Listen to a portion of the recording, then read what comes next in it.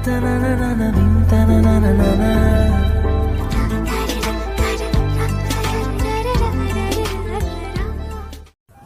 Benson light দে তো। আমি mobile থেকে চোখ তুলে বাইরে তাকালাম, দেখি একটা সুন্দরী মেয়ে বাইরে দাঁড়িয়ে আছে। এত সকালে কনকনে শীতের মধ্যে মনে হয় জগিং করতে, এর আগে দেখিনি। থাক, সেসব দেখে লাভ নেই। দোকানের প্রথম কাস্টমার, মানুষের মুখে শুনি কাস্টমার বলে লক্ষ্মী।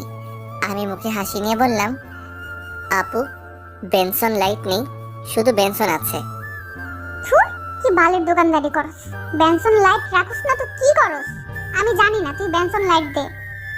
আপনি শুধু বেনসন নেন, ওইটা গত রাতেই শেষ হয়ে গেছে।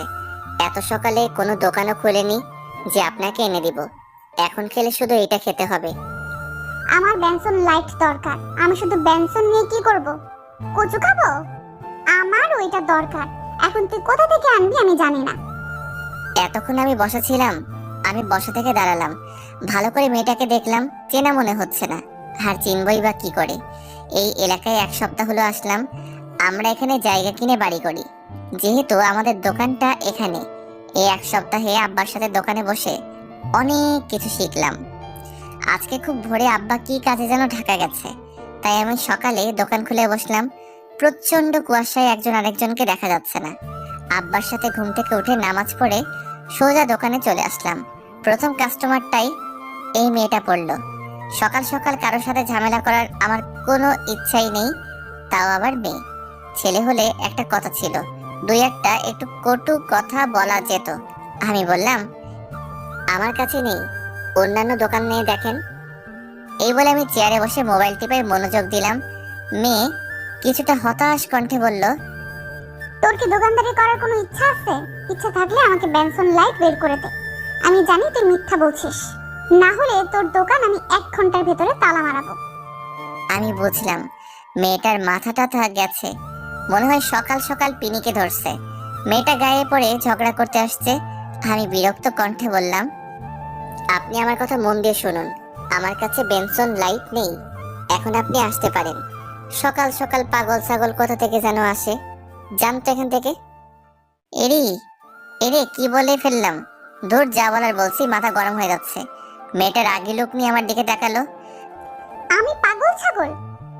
মেয়েটা আমার শার্টের কলার ধরে বলল, কোন দিক দিয়ে আমাকে পাগল ছাগল মনে হয়? আরে কে আপনি? গায়ে হাত দিচ্ছেন কেন? কলার ছাড়েন। পাগল না হলে কে এই কাজ করতে পারে? একটা কথা আমি বারবার বলছি, আমার কাছে বেনসন লাইট নেই, তাও এই জিনিসটা নিয়ে আপনি বাড়াবাড়ি করছেন। দেখ, তুই কিন্তু আমার সাথে ঝগড়া করছিস, এর ফল কিন্তু ভালো হবে না। আপনি তো বেশি বাড়াবাড়ি করেছেন, জানতো এখান থেকে। যাবো না, কি করবি? না গেলে দাঁড়িয়ে থাকেন। এই বলে আমি মোবাইল টিপে মনোযোগ দিলাম। দেখি মেয়েটা দূরে অন্য আরেকটি দোকানে তাকিয়ে আছে। একটু পর বলল, আচ্ছা দে, শুধু বেনসন দে। আমি ভাবলাম মেয়েটা সকাল সকাল এসে ঝামেলা করছে, আমার শার্টের কলার ধরছে, এর একটা শাস্তি দেওয়া উচিত। তাই আমি 1 সপ্তাহের পুরনো এক বেনসন দিলাম। মেয়েটা চেক না করে মুখে দিল। শীতের কারণে হয়তো হাত মনে হয় বরফ হয়ে আছে, যার কারণে ম্যাচ দিয়ে আগুন ধরাতে কষ্ট হচ্ছে। 2-3 বার ট্রাই করেও পারছে না, বলল, আগুন ধরিয়ে দে। আমি মেয়েটার সিগারেটে আগুন ধরিয়ে দিলাম। দেখি সিগারেট টানতে টানতে শুরু করলো। ওই 2 টান দিয়েই আমার দিকে আর চোখে তাকালো। মনে হয় বুঝে ফেলেছে, আর বুঝবেই না কেন। আরেক টান দিয়ে মুখ থেকে থুতু ফেললো, তারপর সিগারেট মাটিতে ফেলে দিল। আমার দিকে রাগী লোক নিয়ে তাকালো আর বলল, কয়দিন আগের বেনসন এটা। কোনো সমস্যা? সমস্যা না তো কি? তুই আমাকে পুরনো বেনসন দিয়ে বলস কোনো সমস্যা? তুই কি আমাকে বোকা ভেবেছিস? দে, ভালো একটা বেনসন দে। দিব, তাহলে আপনাকে 2টার টাকা দিতে হবে। তোর তো সাহস কম না? তুই আমার কাছে টাকা চাস, আবার পুরনো বেনসন দিয়ে সকাল সকাল আমার মুখটাই নষ্ট করে দিলি, আবার এটা টাকা চাস? আপনি সিগারেট নিয়েছেন তো টাকা দিবেন না? আচ্ছা ঠিক কে রে এখানে? যে একটা বুড়ো আঙ্কেল বসা থাকতো, উনি কোথায়? উনি আমাকে কত সম্মান করে, আর তুই কোথা থেকে এসে আমার সাথে ঝামেলা করছস? দে সিগারেট দে। না, আগে আপনি টাকা দেন। দে বলছি, না হলে কিন্তু ভালো হবে না। ধুর, রাখেন, আগে টাকা দেন। দেখি মেয়েটা রেগে যাচ্ছে, তাতে আমার কিচ্ছু যায় আসে না। এই শীতের মধ্যে মেয়েটা ঘামছে মনে হয় রাগের কারণে। দাঁড়া, তোকে টাকা দিচ্ছি, একটু পর তুই বেনসন দিবি আর কত কি দিবি। বলে মেয়েটা মোবাইল বের করলো। দেখে আরেকজন লোক আসলো। ছেলেটাকে আমি চিনি, অনেক সময় দেখে আব্বার সাথে কথা বলে। ওনাকে দেখে আমার একটু জোর বাড়লো। ওনার নাম মাসুদ। মাসুদ ভাই বলল, কি আফিয়া, কোনো সমস্যা? তাহলে মেয়েটির নাম আফিয়া। আঙ্কেল দেখেন না, তারে বলছি বেনসন লাইট দিতে, কিন্তু সে আমাকে শুধু একটা বেনসন দিল, তাও আবার পুরনো। আমি বলছি নতুন একটা দিতে, ওইটাও দিচ্ছে না, আবার টাকা খুঁজে। মেয়েটা যেভাবে বলল মনে হচ্ছে সব দোষ আমার, আর উনি একটা বাচ্চা মেয়ে।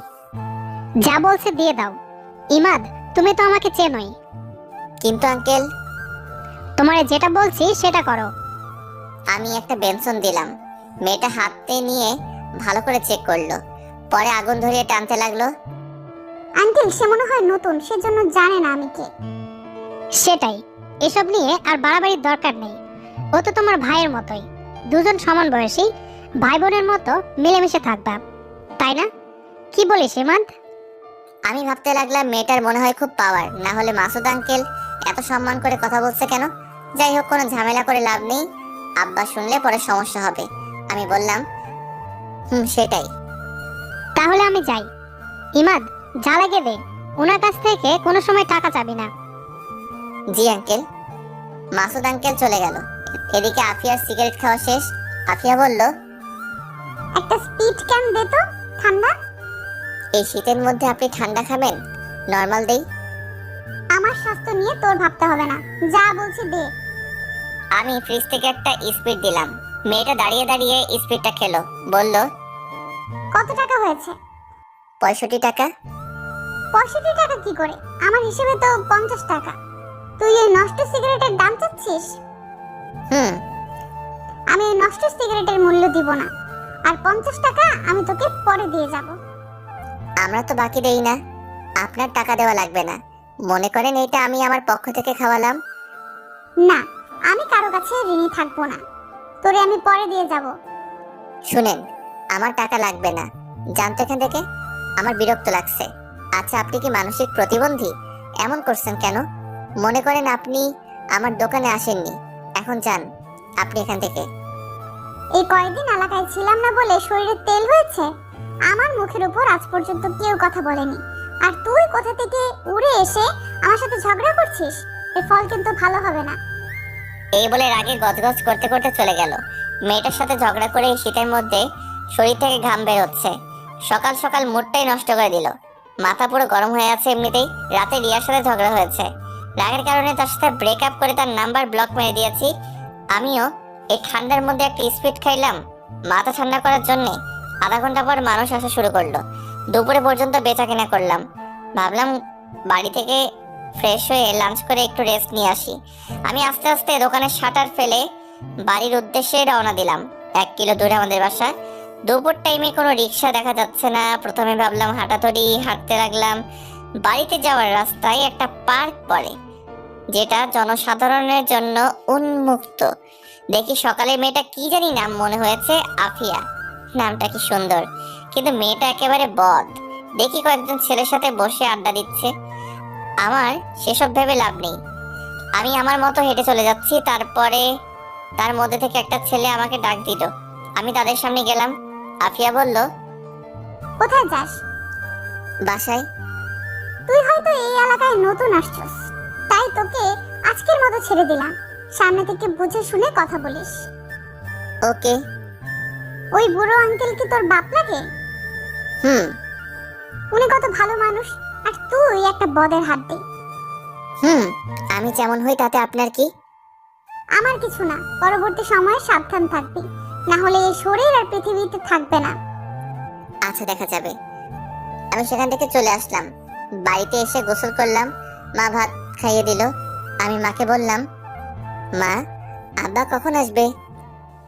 আস্তে আস্তে রাত হবে, আজকে তুই দোকান চালা, রাতে একটু আগে এসে পড়িস। বেশি রাত হলে যদি রিক্সা না পাস। আচ্ছা। আমি আবার দোকানে এসে পড়লাম। একটু পর দেখি কিসের হুড়াহুড়ি। দেখে একটা ছেলেকে 4-5 জন ধরে মারছে। আমি তাদের আটকাতে যাব, এমন সময় আরেকজন অচেনা লোক আমাকে বলল, ওদের মারামারি ওরা করুক, তাতে তোমার কি? তুমি দোকানদার, তুমি গিয়ে দোকানদারি করো। কিন্তু ছেলেটা তো মরে যাবে। মরে গেলে যাক, তাতে তোমার কি? তুমি গিয়ে দোকানদারি করো। আমি বাধ্য ছেলের মতো দোকানে এসে দেখতে লাগলাম কি হয়। ছেলেটাকে মেরে আধামরা করে ফেলেছে। একটু পর দেখি আফিয়া বাইকে চলে আসলো, এসে ছেলেটার কাছে গেল। লোকজনের হুড়াহুড়িতে কিছু শুনতে পারছি না আর দেখতে পাচ্ছি না। একটু পর একজন ছেলেটাকে নিয়ে চলে গেল, সবাই আস্তে আস্তে চলে গেল। আমি দোকানে বেচাকেনা করতে লাগলাম। একটু পর দেখে আফিয়া আসলো, বলল, একটা বেনসন লাইট দে। আমি বিরক্ত হয়ে তাকে একটা বেনসন লাইট দিলাম। ফিতে খেলে তো বিরক্ত হবই। সে সিগারেট খেতে লাগলো। আস্তে আস্তে দোকানের ভিড় কমলো। দেখি আফিয়া এসে দোকানের ভিতরে একটা বসার চেয়ারে এসে বসলো। 1 কেজি আটা দে, 1 কেজি চিনি দে, 1 কেজি পেঁয়াজ দে, আর 1 হালি ডিম দে। আমি আফিয়ার মুখের দিকে তাকিয়ে রইলাম, তার চোখে চোখ রাখলাম। আমার ভয় করছে, এগুলো কি ফ্রিতে দিতে হবে নাকি? আফিয়ার চোখ আমার চোখ একসাথে হলো। আফিয়া কিছুটা লজ্জা পেয়ে চোখ নিচু করে বলল, তুই ভয় পাস না, এগুলোর জন্য আমি টাকা দিব। আমি মুখে হাসি এনে বললাম, ওকে। আমি আটা মাপা শুরু করলাম। এই ফাঁকে দুইজন ছেলে আসলো, এসে আফিয়ার সাথে কথা বলতে লাগলো। সেদিকে আমার কোনো খেয়ালই নেই। আমি আটা, পেঁয়াজ, ডিম, চিনি প্যাকেট করে সামনে দিলাম। আফিয়া তাদের সাথে অনেকক্ষণ কথা বলল। পরে দুইজন চলে গেল। আফিয়া আমার দিকে তাকিয়ে মুচকি হাসি দিয়ে বলল, এইখানে কত টাকা হয়েছে?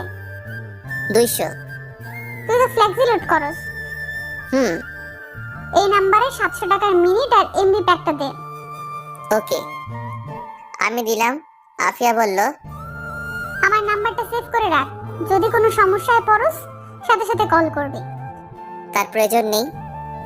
আরে আফিয়া দেখতে অনেক সুন্দরী, দাঁতগুলো উঁচু নিচু, যার কারণে হাসি দিলে অনেক সুন্দরী লাগে। ঠোঁটে লিপস্টিক দেওয়া। নারী হিসেবে দেখলে 100তে একজন, কিন্তু সে থাকেই ছেলেদের মতো জিন্সের শার্ট প্যান্ট, শীতের মধ্যে একটা শীতের কাপড়, পায়ে সোজুতা। সে মনে হয় খুব বড় লোক, যার কারণে এত পাওয়ার। সেসব ভেবে লাভ নেই। একজন এসে বলল 10 কেজি আটা দিতে। আমি আটা মাপতে শুরু করলাম। 10 কেজি আটা দিলে উনি সেগুলো নিয়ে টাকা দিয়ে চলে গেল।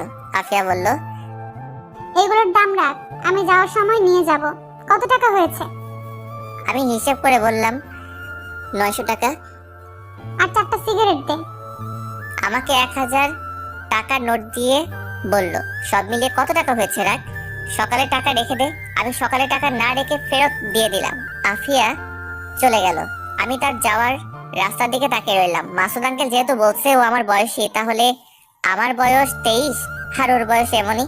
এই বয়সে তোমরা কি সুন্দর স্বামীর সাথে ঘর সংসার করো, আর ওর কি অবস্থা? নিশ্চয়ই এর পিছনে একটা কারণ আছে। সে কারণটাই আমার জানতে হবে। এর মধ্যে যদি মোবাইলে কল আসলো, নাম্বার চিনি না, ফোন ধরে কণ্ঠ শুনে বুঝতে পারলাম এটা রিয়া। ফোন দিছস কেন? তোর সাথে ব্রেকআপ? আমার কথা শোন, আমি খুবই দুঃখিত। আসলে আমি বুঝতে পারিনি তোরে আমি ভালোবাসি মাত, তোর ছেড়ে আমি বাঁচবো না। এটা তো আমি লাস্ট 2 বছর ধরে শুনে আসছি। সত্যি বলছি। আমি তোরে পরে ফোন দিচ্ছি, এখন দোকানে আছি। আচ্ছা ফোন দিস মনে করে। আমি একাধারে রাত 10টা পর্যন্ত বেচাকেনা করলাম, কিন্তু মানুষ আসছেই না। ভাবলাম চলে যাই, না হলে রিক্সা পাবো না। কিন্তু না, দোকান বন্ধ করতে করতে 11টা বেজে গেল। আমি দেখি আফিয়ার প্যাকেট পড়ে রইল। সে এখনো আসেনি। দূর না আসলে নাই, এমনিতে দেরি হয়ে যাচ্ছে। সারাদিনের বেচারাটার সাথেই নিলাম। একা যাওয়ার রিক্সা না পেলে দোকানে রাত কাটাতে হবে। আশেপাশে তাকিয়ে দেখি কোনো রিক্সা নেই। মা অলরেডি 3বার ফোন দিয়ে ফেলেছে। এমন সময় দেখি আফিয়া কোথা থেকে জানি আসলো দৌড়ে, বলল, দে আমার প্যাকেট দে। আমি প্যাকেট দিলাম। আফিয়া বলল, কোনো রিকশাই তো দেখছি না, কি করে বাড়ি যাব? আপনার না কত ছেলে পেলে আছে, ওদের বলেন আপনাকে নিয়ে যেতে। এটা বলাতে আফিয়া আমার দিকে তাকালো, কিন্তু কিছু বলল না। দোকানের সামনে অনেকক্ষণ দাঁড়িয়ে রইলাম, কোনো রিক্সায় আসছে না। প্রচুর কুয়াশা পড়ছে। খেয়াল করলাম আফিয়ার শরীরে তেমন শীতের কাপড় নেই, শুধু পাতলা একটা গেঞ্জি শার্টের উপরে। ও যে শীতে কাঁপছে সেটা আমি ভালো করে বুঝতে পারছি। আমার গায়ে একটা লেদার আছে আর একটা শীতের চাদর। ভাবলাম চাদরটা দেই, কিন্তু যে অ্যাটিটিউড, নেয় নাকি সন্দেহ। আমরা না নিলে আমার কি? শীতে কাঁপছে সে, আমার কি? আমি বললাম, প্রচুর শীত পড়ছে, এই চাদরটা নিন। তোর তো সাহস কম না, তুই আমার শরীরের দিকে নজর দিয়েছিস। বুঝতে পারছি এত রাতে কেউ নেই বলে। আজ পর্যন্ত আমার দিকে কোনো ছেলে কোন নজরে তাকানোর সাহস পায়নি, আর তুই কোথা থেকে উড়ে এসে আমার শরীরের দিকে নজর দিস? তোর এই 2 চোখ আমি তুলে নেব। একশেষে কথাগুলো বলল। আমি এমন কথা শুনে অবাক। উপকার করতে চাইলাম আর উল্টা বাস দিয়ে দিল। দূর, এমন মেয়ের সাথে কথা বললে মুখ নষ্ট। জাহান্নামে যাক তাতে আমার কি। মা আবার কল দিল। পরিবারের একমাত্র ছেলে আমি, ছোট বোন আছে বিবাহিত। এখন বাড়িতে মা একা। মা বলল, আজকে আসবি নাকি? আসবো তো, কিন্তু কোনো গাড়ি পাচ্ছি না। আব্বা গাড়িতে আসলে বলল একটা আগাইতে। তোর আব্বা এখনো আসেনি, রাস্তায় আছে।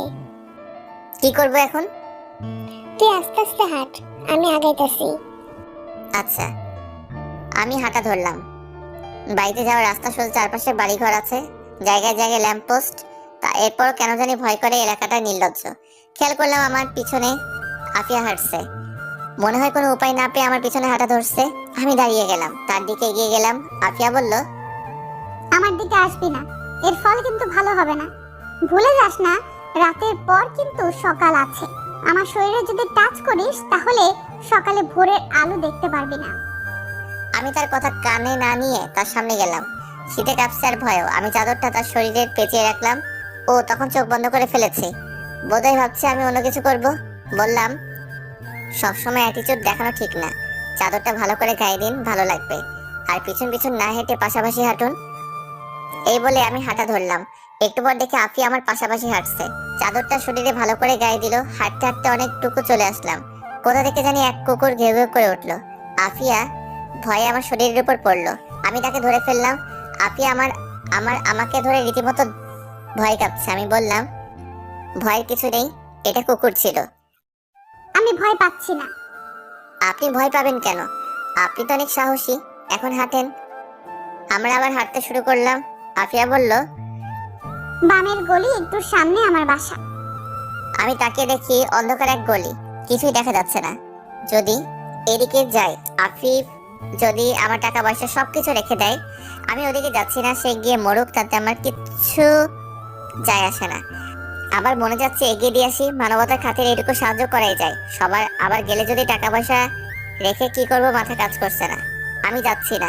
আফিয়া বলল, এইটুকু রাস্তায় এগিয়ে দে না, আমার সত্যিই খুব ভয় করছে। আমি আফিয়ার মুখের দিকে তাকালাম। দেখি সে সত্যি খুব ভয় আছে। মনে হয় করুণার দৃষ্টিতে বলছে। আমি ভাবলাম যাই, এগিয়ে দিয়ে আসি। ওকে চলেন। আমি অফিসের পাশাপাশি হাঁটতে লাগলাম। আফিয়া আমার শরীরের সাথে লেগে লেগে হাঁটছে। কিছুক্ষণ হাঁটার পর আফিয়া বলল, এটা আমার বাসা, ভিতরে এসে বস। না, তার প্রয়োজন নেই, আরেকদিন আসবো। ধন্যবাদ তোকে। এই নে তোর চাদর। ওকে। আমি চাদর নিয়ে হাঁটা ধরলাম। তাড়াতাড়ি গলি থেকে বের হলাম। তারপর বাড়ির রাস্তায় হাঁটা ধরলাম। আরো অনেকটুকু পথ বাকি। এখন আমার নিজেরই ভয় করছে। দেখি সামনে থেকে একজন মহিলা আসছে। ভালো করে তাকিয়ে দেখি এটা মা। মাকে দেখে যেন আমার আত্মাটা শান্তি হলো। আমি আর মা একসাথে হাঁটতে লাগলাম। কিছুক্ষণ হাঁটার পর 4-5 জন ছেলে আমাদেরকে ঘিরে ধরলো। তাদের প্রত্যেকের মুখ মাফলার দিয়ে ঢাকা। এক মুখোশধারী বলল, যা আছে সবকিছু দিয়ে দে। মা ভয় পেয়ে আমার পিছনে লুকালো। একজন এসে আমার পকেটে হাত দিতে লাগলো। আমি ছেলেটার হাতে ধরে ফেললাম। একজন পিছন থেকে চা পাতি বের করলো। মা ভয় পেয়ে বলল, যা আছে সবকিছু দিয়ে দে। আমি ছেলেটার হাত ছেড়ে দিলাম। ছেলেটা আমার পকেট থেকে মোবাইল নিয়ে গেল। আরেক পকেট থেকে দোকানের টাকা বের করলো। 20,000 টাকার মতো ছিল। ওইটা পেয়ে তারা চলে যেতে লাগলো। পিছন থেকে মোবাইল ঢিল দিয়ে সবগুলো দৌড়ে পালালো। মা সেখানে কাঁদা শুরু করলো। আমি মাকে উঠিয়ে বাড়িতে নিয়ে আসলাম। মা কেঁদে কেঁদে বলল, ওইখানে কত টাকা ছিল? 20,000। সব শেষ, আমাদের সব শেষ। আমার কিছু বলার নেই।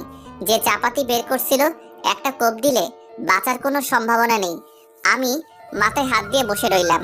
সারাদিনের বেচা কেনা এক নিমিষেই শেষ। একটু পর আব্বা এলো। আমাদের এই অবস্থা দেখে আব্বা বলল, কি হয়েছে তোদের মুখের এই অবস্থা কেন? মা কেঁদে কেঁদে আব্বাকে সবকিছু বলল। আব্বা শুনে মাথায় হাত দিয়ে বসলো। বলল, আমার তোরে আগেই সতর্ক করা উচিত ছিল, আমার তোরে আগেই সতর্ক করা উচিত ছিল। আমি কিছু না বলে আমার রুমে চলে আসলাম। এসে শুয়ে রইলাম। ভাবতে লাগলাম এটা কে করলো। এই এলাকা চলে আফিয়ার কথায়। এলাকায় কিছু হলে সেটা অবশ্যই আফিয়া জানবে।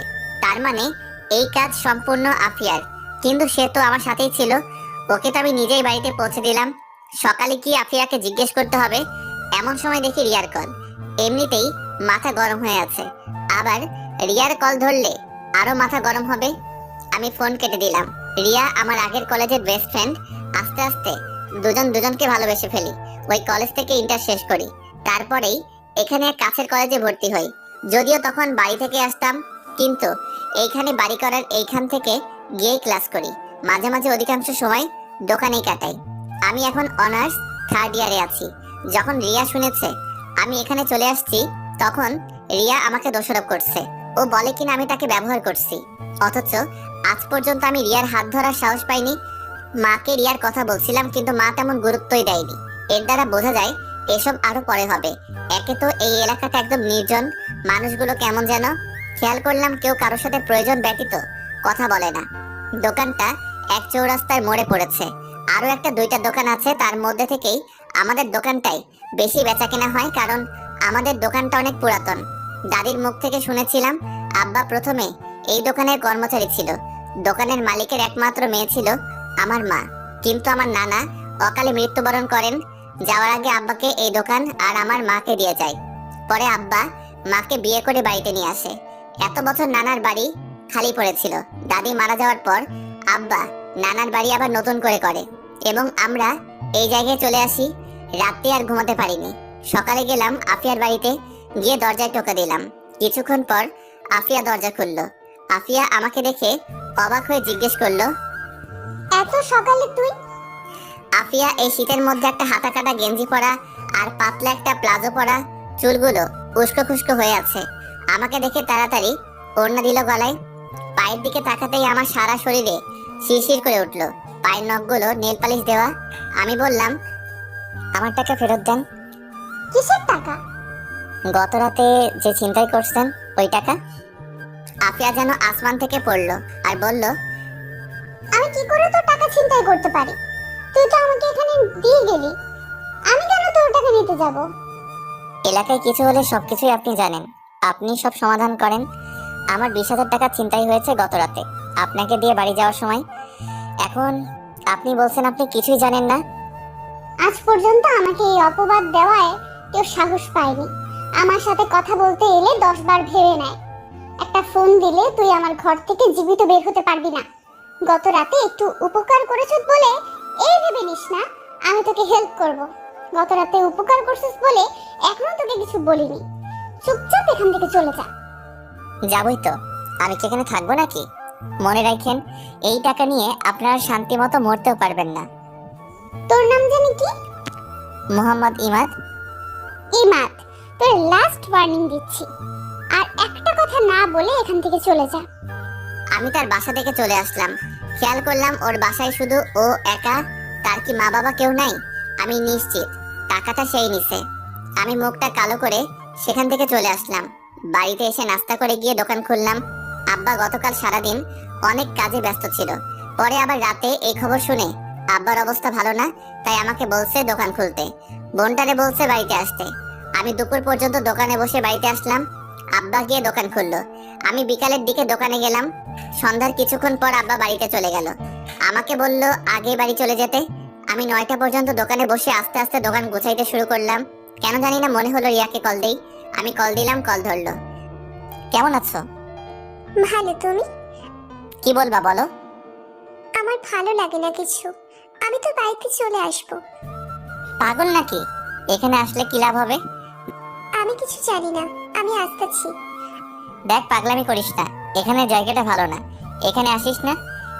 আসবো না তো কি করব? অলরেডি আমাকে দেখতে আসছে। আমি এখানে কোনোভাবেই থাকবো না।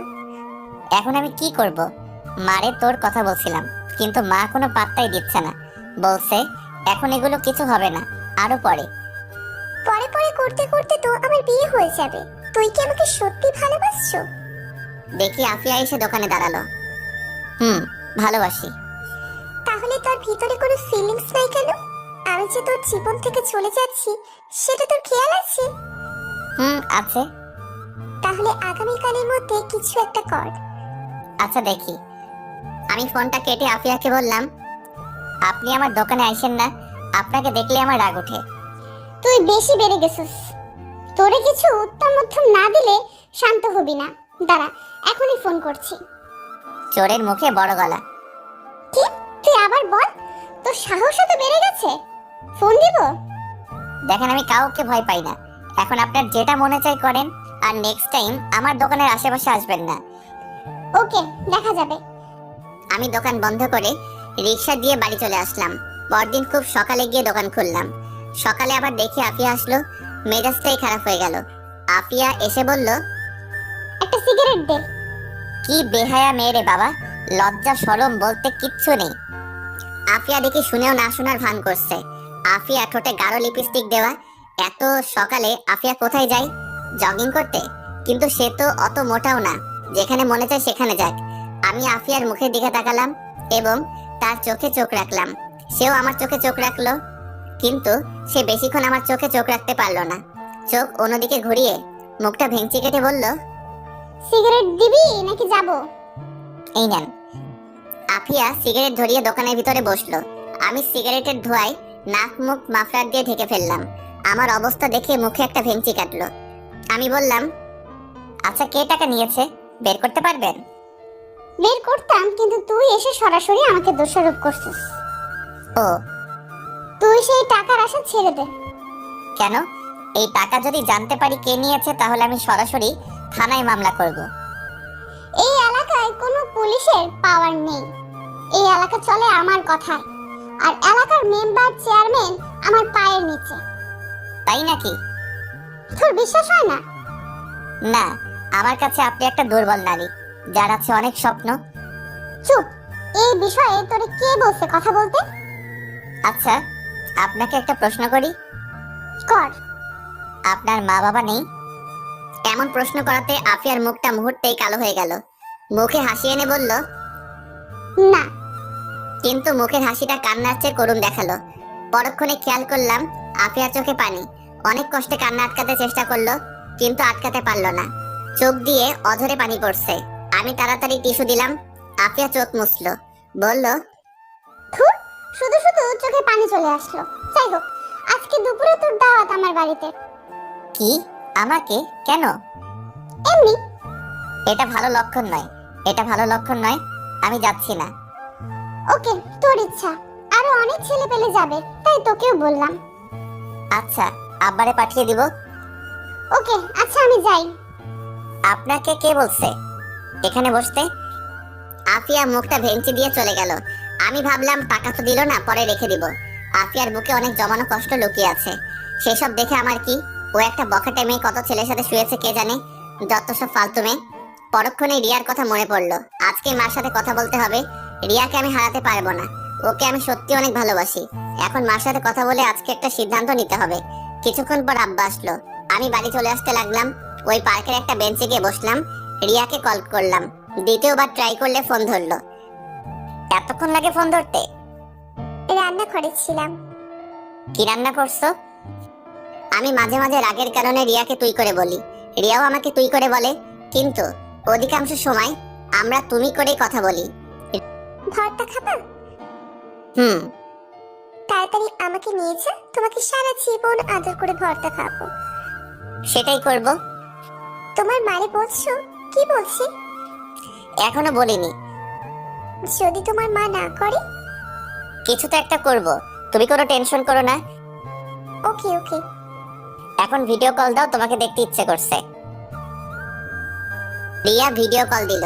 রিয়াকে দেখে আমার মনটা শান্তি হলো। আমি বললাম, এক কাজ করো, আজকে সেজে গুজে ভিডিও কল দাও। না। কেন?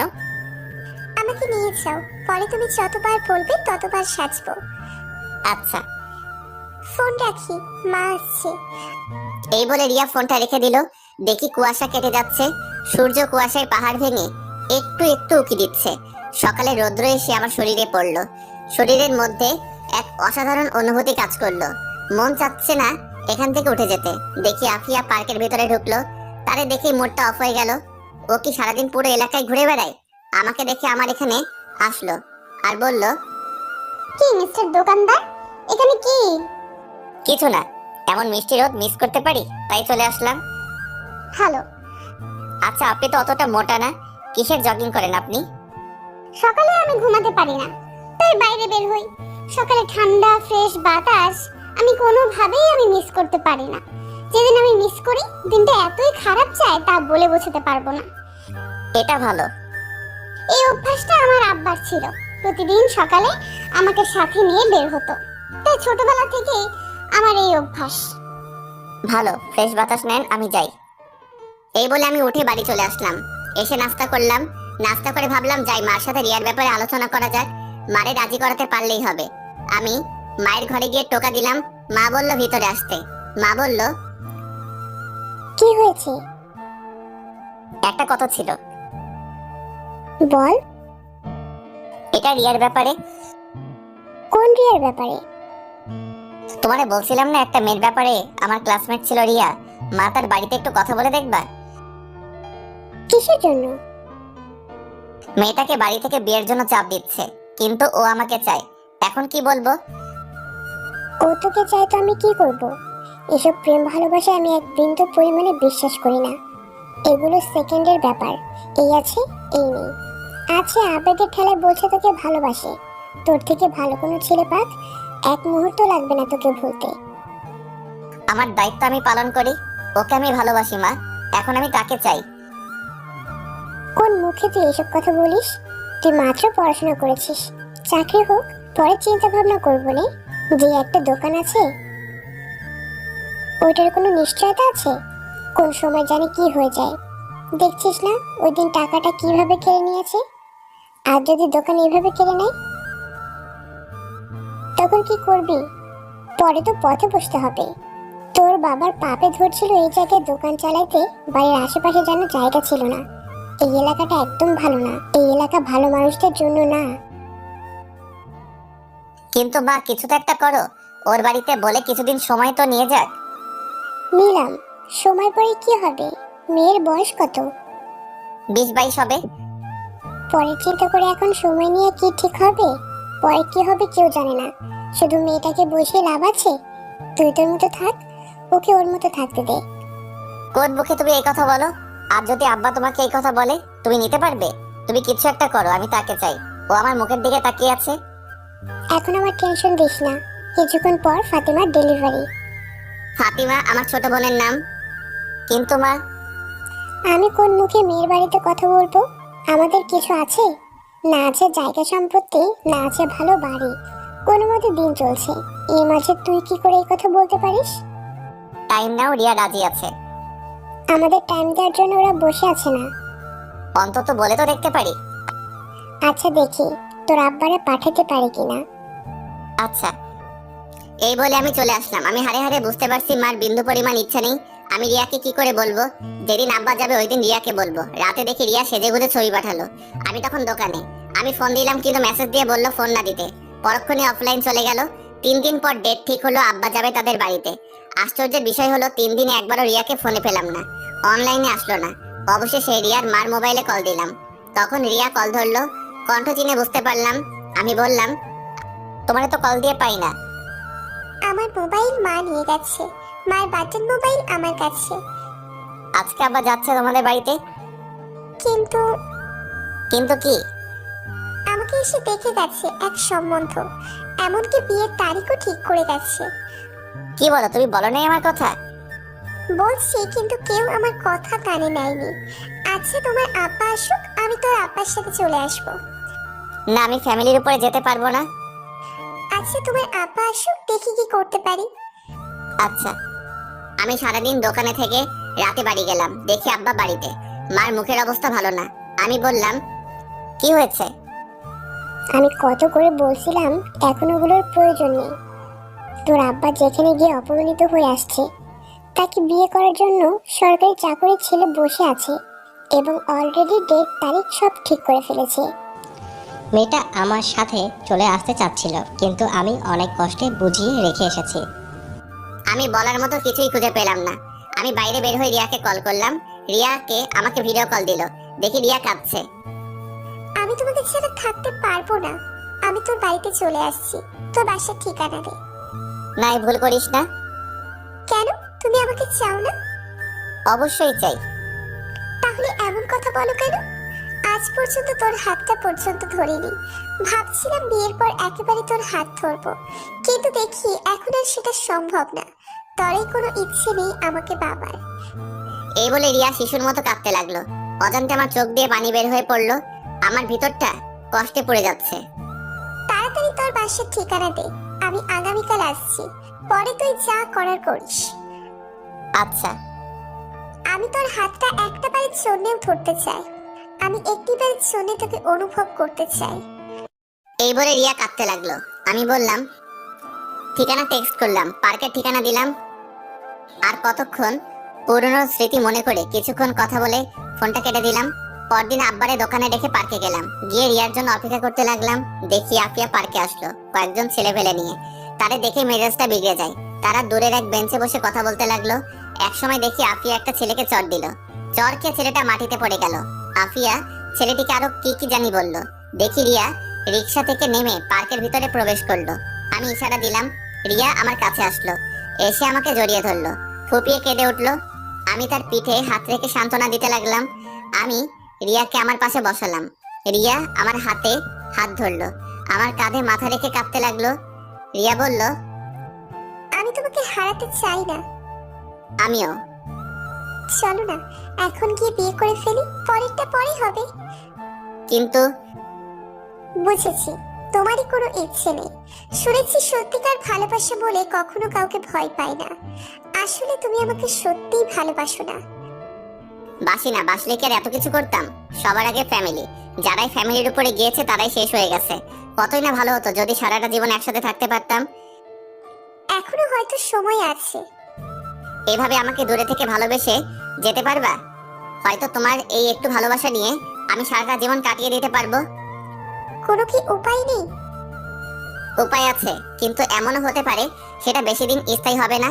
তার চেয়ে ভালো না এমন একটা জায়গায় যাওয়া, সেখানে আজীবন স্থায়ী হওয়া। কিন্তু তুই প্রমিস করো আজীবন তুমি আমার সাথে সম্পর্ক রাখবা, আমাকে ভুলবা না কোনোদিন। কথা দিলাম, তোমার সাথে আজীবন যোগাযোগ রাখবো। মনে করবে আমি তোমার পাশে আছি সব সময়। মনে আছে আমরা দুজন প্রেমে পড়ার আগে কি রকম ছিলাম? ঠিক সেই রকম ভাবে আমাদের সারাটা জীবন কাটিয়ে দিব। ওকে, তুমি কোন মেয়েকে বিয়ে করবা সেটা আমি সিদ্ধান্ত নিব। আমার পছন্দই তোমার পছন্দ। আচ্ছা, এখন একটু হাসো, তোমার হাসিটা অনেক দিন ধরে মিস করছি। রিয়া একটা মুচকি হাসি দিল। দূর থেকে যতই বলতাম রিয়া আমাকে দোষারোপ করত, আর কোনো অঘটন ঘটিয়ে ফেলতো। কাছে থেকে বুঝিয়ে বলাতে ও কিরকম মেনে নিল। এমন নয় যে আমি রিয়াকে ভালোবাসি না। ধরলাম আমি রিয়াকে বিয়ে করলাম তার ফ্যামিলিকে না জানিয়ে। এক্ষেত্রে রিয়ার কোনো অস্তিত্ব থাকবে না। কোনোদিন শখ করেও নিজের বাপের বাড়ির নাম বলতে পারবে না। যার কোনো অস্তিত্বই নেই তার আবার কিসের স্বপ্ন সুখ? কিছুদিন পর আমি হয়ে যাব তার কাছে নরক। তার চেয়ে ভালো না দূর থেকে দুজনকে ভালোবেসে যাব। আমাদের এরকম মিশিয়ে বসাতে আফিয়া প্রশ্নবোধক মুখ নিয়ে আমাদের কাছে আসলো আর বলল, কি মিস্টার দোকানদার, গার্লফ্রেন্ড নাকি? হুম। কিন্তু তোমরা এভাবে মিশিয়ে বসে আছো কেন? এটা তো পাবলিক প্লেস। আসলে আপু কিছুদিন বাদে আমার বিয়ে। দুর্ভাগ্যবশত আমার বিয়েটা ইমাদের সাথে হচ্ছে না, তাই ইমাদকে লাস্ট বিদায় জানাতে এসেছি। ভালো, তোমরা দুজন একটু ভিন্ন টাইপের। আপু কি রকম? আমি যতটুকু জানি কোনো ছেলের গার্লফ্রেন্ডের বিবাহ হলে তাদের বিচ্ছেদের সময় একজন আরেকজনকে গালাগালি, মারামারি, হ্যানত্যান সবকিছু, এমনকি একজন আরেকজনকে ক্ষুণ্ণ করে ফেলে। আর তোমরা দুইজন কি সুন্দর হাসি মুখে দুজন দুজনকে বিদায় দিচ্ছ। হয়তো এর মধ্যে কোনো কল্যাণ আছে। ছি আপু, আসলে কি জানো, ভালোবাসার মানুষটিকে বিয়ে না করাই শ্রেয়। কারণ বিয়ে করলে মানুষটি থেকে যায়, কিন্তু ভালোবাসাটা আর থাকে না। কিন্তু আমি ইমাদকে ভালোবাসি। বিয়ের পর ওকে আমি তোর থেকে ভালোবেসে যাব। সেটাই ভালো, তোমরা থাকো, আমি যাই। আফিয়া চলে গেল। আমি বললাম, চলো মার সাথে দেখা করে যাবে। চলো। আমি রিয়াকে বাসায় এনে মার সাথে পরিচয় করিয়ে দিলাম। কি আজব, মার সাথে সেকেন্ডের মধ্যে মিশুক হয়ে গেল। কি কথা লাগিয়ে দিল। যাওয়ার সময় রিয়া মার কাছে দোয়া চাইলো। পরে দোকানে নিয়ে আসলাম। আব্বার কাছে থেকে বিদায় নিয়ে দোয়া চাইলো। পরে বাস স্টেশনে নিয়ে গেলাম। শেষমেশ বিদায়ে রিয়া কেঁদে দিল, আমাকে জড়িয়ে ধরে রাখলো। বাসে উঠিয়ে দিয়ে দোকানে চলে আসলাম। ইচ্ছে করে রিয়ার বিয়ের তারিখটা জানি নাই, কারণ ওই দিনটাই কষ্ট হতো বেশি। এখন মনে হবে রিয়া এখন আমার জন্য ওয়েট করছে। কষ্ট দূর করার জন্য যতটা সম্ভব রিয়াকে ভুলে থাকাই ভালো। দোকানে আসলে আব্বা বাড়ি চলে গেল। সন্ধ্যা ছুঁই ছুঁই, সন্ধ্যার সময় দেখি কুয়াশা পড়া শুরু করছে। তাড়াতাড়ি বাড়ি চলে যাই। এইভাবে অনেকদিন চলে গেল। বিয়ের 1 সপ্তাহ পর রিয়া তার স্বামীর সাথে আমার পরিচয় করিয়ে দিল। তার স্বামীও খুব মিশুক। অল্প কথাতেই দুজন বন্ধুর মতো হয়ে গেলাম। মাঝে মাঝে আমাকে ফোন দিয়ে রিয়া কি পছন্দ করে, কি অপছন্দ করে, এটা সেটা জিজ্ঞেস করে। মানে তাদের সংসার ভালোই চলছিল। এটা দেখে আমি খুব খুশি, কিন্তু আমার মনের ভিতর একটা চিনচিন কষ্ট ভারী দেয়। কারণ রিয়াকে নিজের মতো করে পেলাম না। হয়তো রিয়া সেটা আমার চোখে দেখতে পাই, দেখলে আর কি লাভ। ভাবলাম রিয়ার সাথে আর কোনো সম্পর্ক রাখা যাবে না। তার সাথে কথা বললেই পুরনো স্মৃতি মনে হয়। তখন ভিতরে থেকে চাপা কান্না চলে আসে। আস্তে আস্তে রিয়ার কল ইগনোর করতে লাগলাম। এভাবে মাসখানেক চলে গেল। দোকানের মধ্যে এখন আমি বেশি সময় থাকি, কারণ আব্বা বছরখানেক আগে স্ট্রোক করেছিল, যার কারণে বেশি প্রেশার নিতে দেই না। এই 1 মাসের মধ্যে আব্বা পুরো দোকান আমাকে বুঝিয়ে দিয়ে দিল। ভালোই চলছিল দিনকাল। একদিন রাতে ঠিক করলাম রাতে দোকানে কাটিয়ে দিব, কারণ দেরি হয়ে গিয়েছিল। পৌষ মাসের শীত মাত্র পড়েছে, বাইরে কুয়াশা ছাড়া কিছুই নেই। দোকান পরিষ্কার করতেছিলাম, এমন সময় দেখি আফিয়া কোথা থেকে জানি দৌড়ে আসলো আর বলল, 1 কেজি তেল দে, আর মুখে দেওয়ার জন্য ভালো ক্রিম দে, আর একটা সুই দে, 1 প্যাকেট নুডলস। রাতে সুই দিতে পারবো না। দে দে। আরো কয়েকটা জিনিসের নাম বলল। আজকে সিগারেট চাচ্ছে না। আমি বললাম, সিগারেট দিব না। না রে, ঠান্ডা লাগছে। ও। আমি আস্তে আস্তে সবগুলো জিনিস দিলাম। বলল, কত টাকা হয়েছে? 950 টাকা। আফিয়া আমাকে একটা 1000 টাকার নোট দিল। টাকাটা হাতে নিয়ে আমি টাকার কোড নাম্বারের দিকে তাকালাম। আমি সবসময় কারো কাছ থেকে বড় টাকার নোট পেলে অথবা দিলে আমি কোড নাম্বারটা দেখে নেই, যাতে উনি অস্বীকার করতে না পারে অথবা জাল বলে ঝামেলায় ফেলতে না পারে। ওই দিন আফিয়া একটা 1000 টাকার নোট দিয়েছিল। ওই দিন আমি কোডটা ভালো করে রেখেছিলাম, কারণ আফিয়া এমনিতে তেরা টাইপের মেয়ে। কিন্তু খেয়াল করে দেখলাম ওই দিন যে টাকা দিয়েছিল সেই টাকার লাস্টের কোড আর আজকের টাকার লাস্টের কোড এক। ওই দিন টাকা ছিনতাই হয়ে গিয়েছিল, সেই ছিনতাই করা টাকার মধ্যে আফিয়ার দেওয়া ওই টাকাটা ছিল। দুর্ভাগ্যবশত আফিয়া আজকে আমাকে এই টাকাটা এনে দিল। তার মানে ওই দিন ছিনতাইটা আফিয়া করছিল, হয়তো সে করেনি, অন্য কাউকে দিয়ে করিয়েছে। মহান আল্লাহর কি লীলা খেলা। আফিয়া বলল, কি এত দেখছিস? আমাকে বিদায় কর, বাসায় যেতে হবে। বাসায় তো যাবেন, তার আগে আমার কিছু প্রশ্নের উত্তর দিন। তাড়াতাড়ি বল। চেয়ারে বসেন, দরকার হলে আমি এগিয়ে দিয়ে আসবো। আফিয়া চেয়ারে বসলো। আমি বললাম, মনে আছে মাসখানেক আগে বলছিলাম আমার 20,000 টাকা ছিনতাই হয়ে গিয়েছিল? মনে আছে। এর আগের দিন রাতে আপনি আমার কাছ থেকে কিছু টাকার মাল কিনেছিলেন। হুম। আপনি যে 1000 টাকার নোট দিয়েছিলেন ওই টাকাটা ছিনতাই হওয়া টাকার মধ্যে ছিল, কিন্তু আজকে এই 1000 টাকা ওই দিন আপনার দেওয়া 1000 টাকা। আমি যদি বলি এক, এটা কি আপনি বিশ্বাস করবেন? না, বিশ্বাস করব না। কেন বিশ্বাস করবেন না? ওই দিন আপনার দেওয়ার টাকার কোড আজকে এই টাকার কোড সম্পূর্ণ এক। আফিয়া তার চোখগুলো বড় বড় করে তাকালো। আমার এই কথা শুনে আফিয়া হতভম্ব হয়ে গেছে, কি বলবে কিছু বুঝতে পারছে না। তোতলাতে তোতলাতে বলল, আমি কিছু জানি না, আমি কিচ্ছু জানি না। আর ওই দিনের টাকার কোড আর আজকের টাকার কোড এক, এটা বললেই আমি বিশ্বাস করব? আপনি বিশ্বাস করতে বাধ্য। প্লিজ আফিয়া, আমার টাকাটা দিয়ে দেন। আমি তো টাকা নেইনি। ওকে? না, আপনি নিয়েছেন। আমি নেইনি। আপনি নিয়েছেন, না হলে ওই দিনের টাকার কোড আর আজকের টাকার কোড এক কেন? আপনি ছাড়া তো অনেক মানুষ আছে, তাদের কাছে তো টাকাটা যেতে পারতো, আপনার কাছেই কেন? স্বীকার করেন। যা, আমিই নিয়েছি, এখন কি করবি কর, তুই আমার কিছুই করতে পারবি না। কি নির্লজ্জ মেয়ে! প্লিজ আমার টাকাটা ফেরত দিয়ে দেন। তোরে একটা টাকাও দিব না। এখন দেখি তুই কি করিস। এই আমি উঠলাম। আমি তার কিছুই করতে পারবো না, এটা আমি ভালো করে জানি। আব্বা জানলে আব্বাও কিছু করতে পারবে না, তার চেয়ে ভালো তাদের না জানানো। টাকার আশা আমরা আরো অনেক আগে ছেড়ে দিয়েছি। এখন দেখি আফিয়াকে ফাপড় টাপড় দিয়ে কিছু নিতে পারি কিনা। জানি কিছুই করতে পারবো না। আমি বললাম, দেবেন না? না, দিব না। আমি ভাবতেছি আফিয়ার দুর্বল জায়গায় আঘাত করব। না থাক, মেয়েটাকে কাঁদিয়ে লাভ নেই, ওকে দেখা যাক। আফিয়া বাইরে তাকিয়ে দেখে কোনো গাড়ি নেই। আফিয়া বলল, বাসায় যাবি না? না, আজকে দোকানে থাকবো। এখন আমি কি করে বাসায় যাব? আমার দিকে তাকিয়ে মুচকি হাসি দিয়ে বলল, একটু এগিয়ে দিবি? ধুর, আপনি কে? আপনাকে চিনি না, বের হন দোকান থেকে। টাকা চুরি করে বলে, আবার বড় বড় কথা বলে। আপনার মতো মেয়েরা লাস্টে মানুষের লাত্তি উষ্টা কে মরে? এমন করতেছিস কেন? একটু হেল্পই তো চাইছিলাম।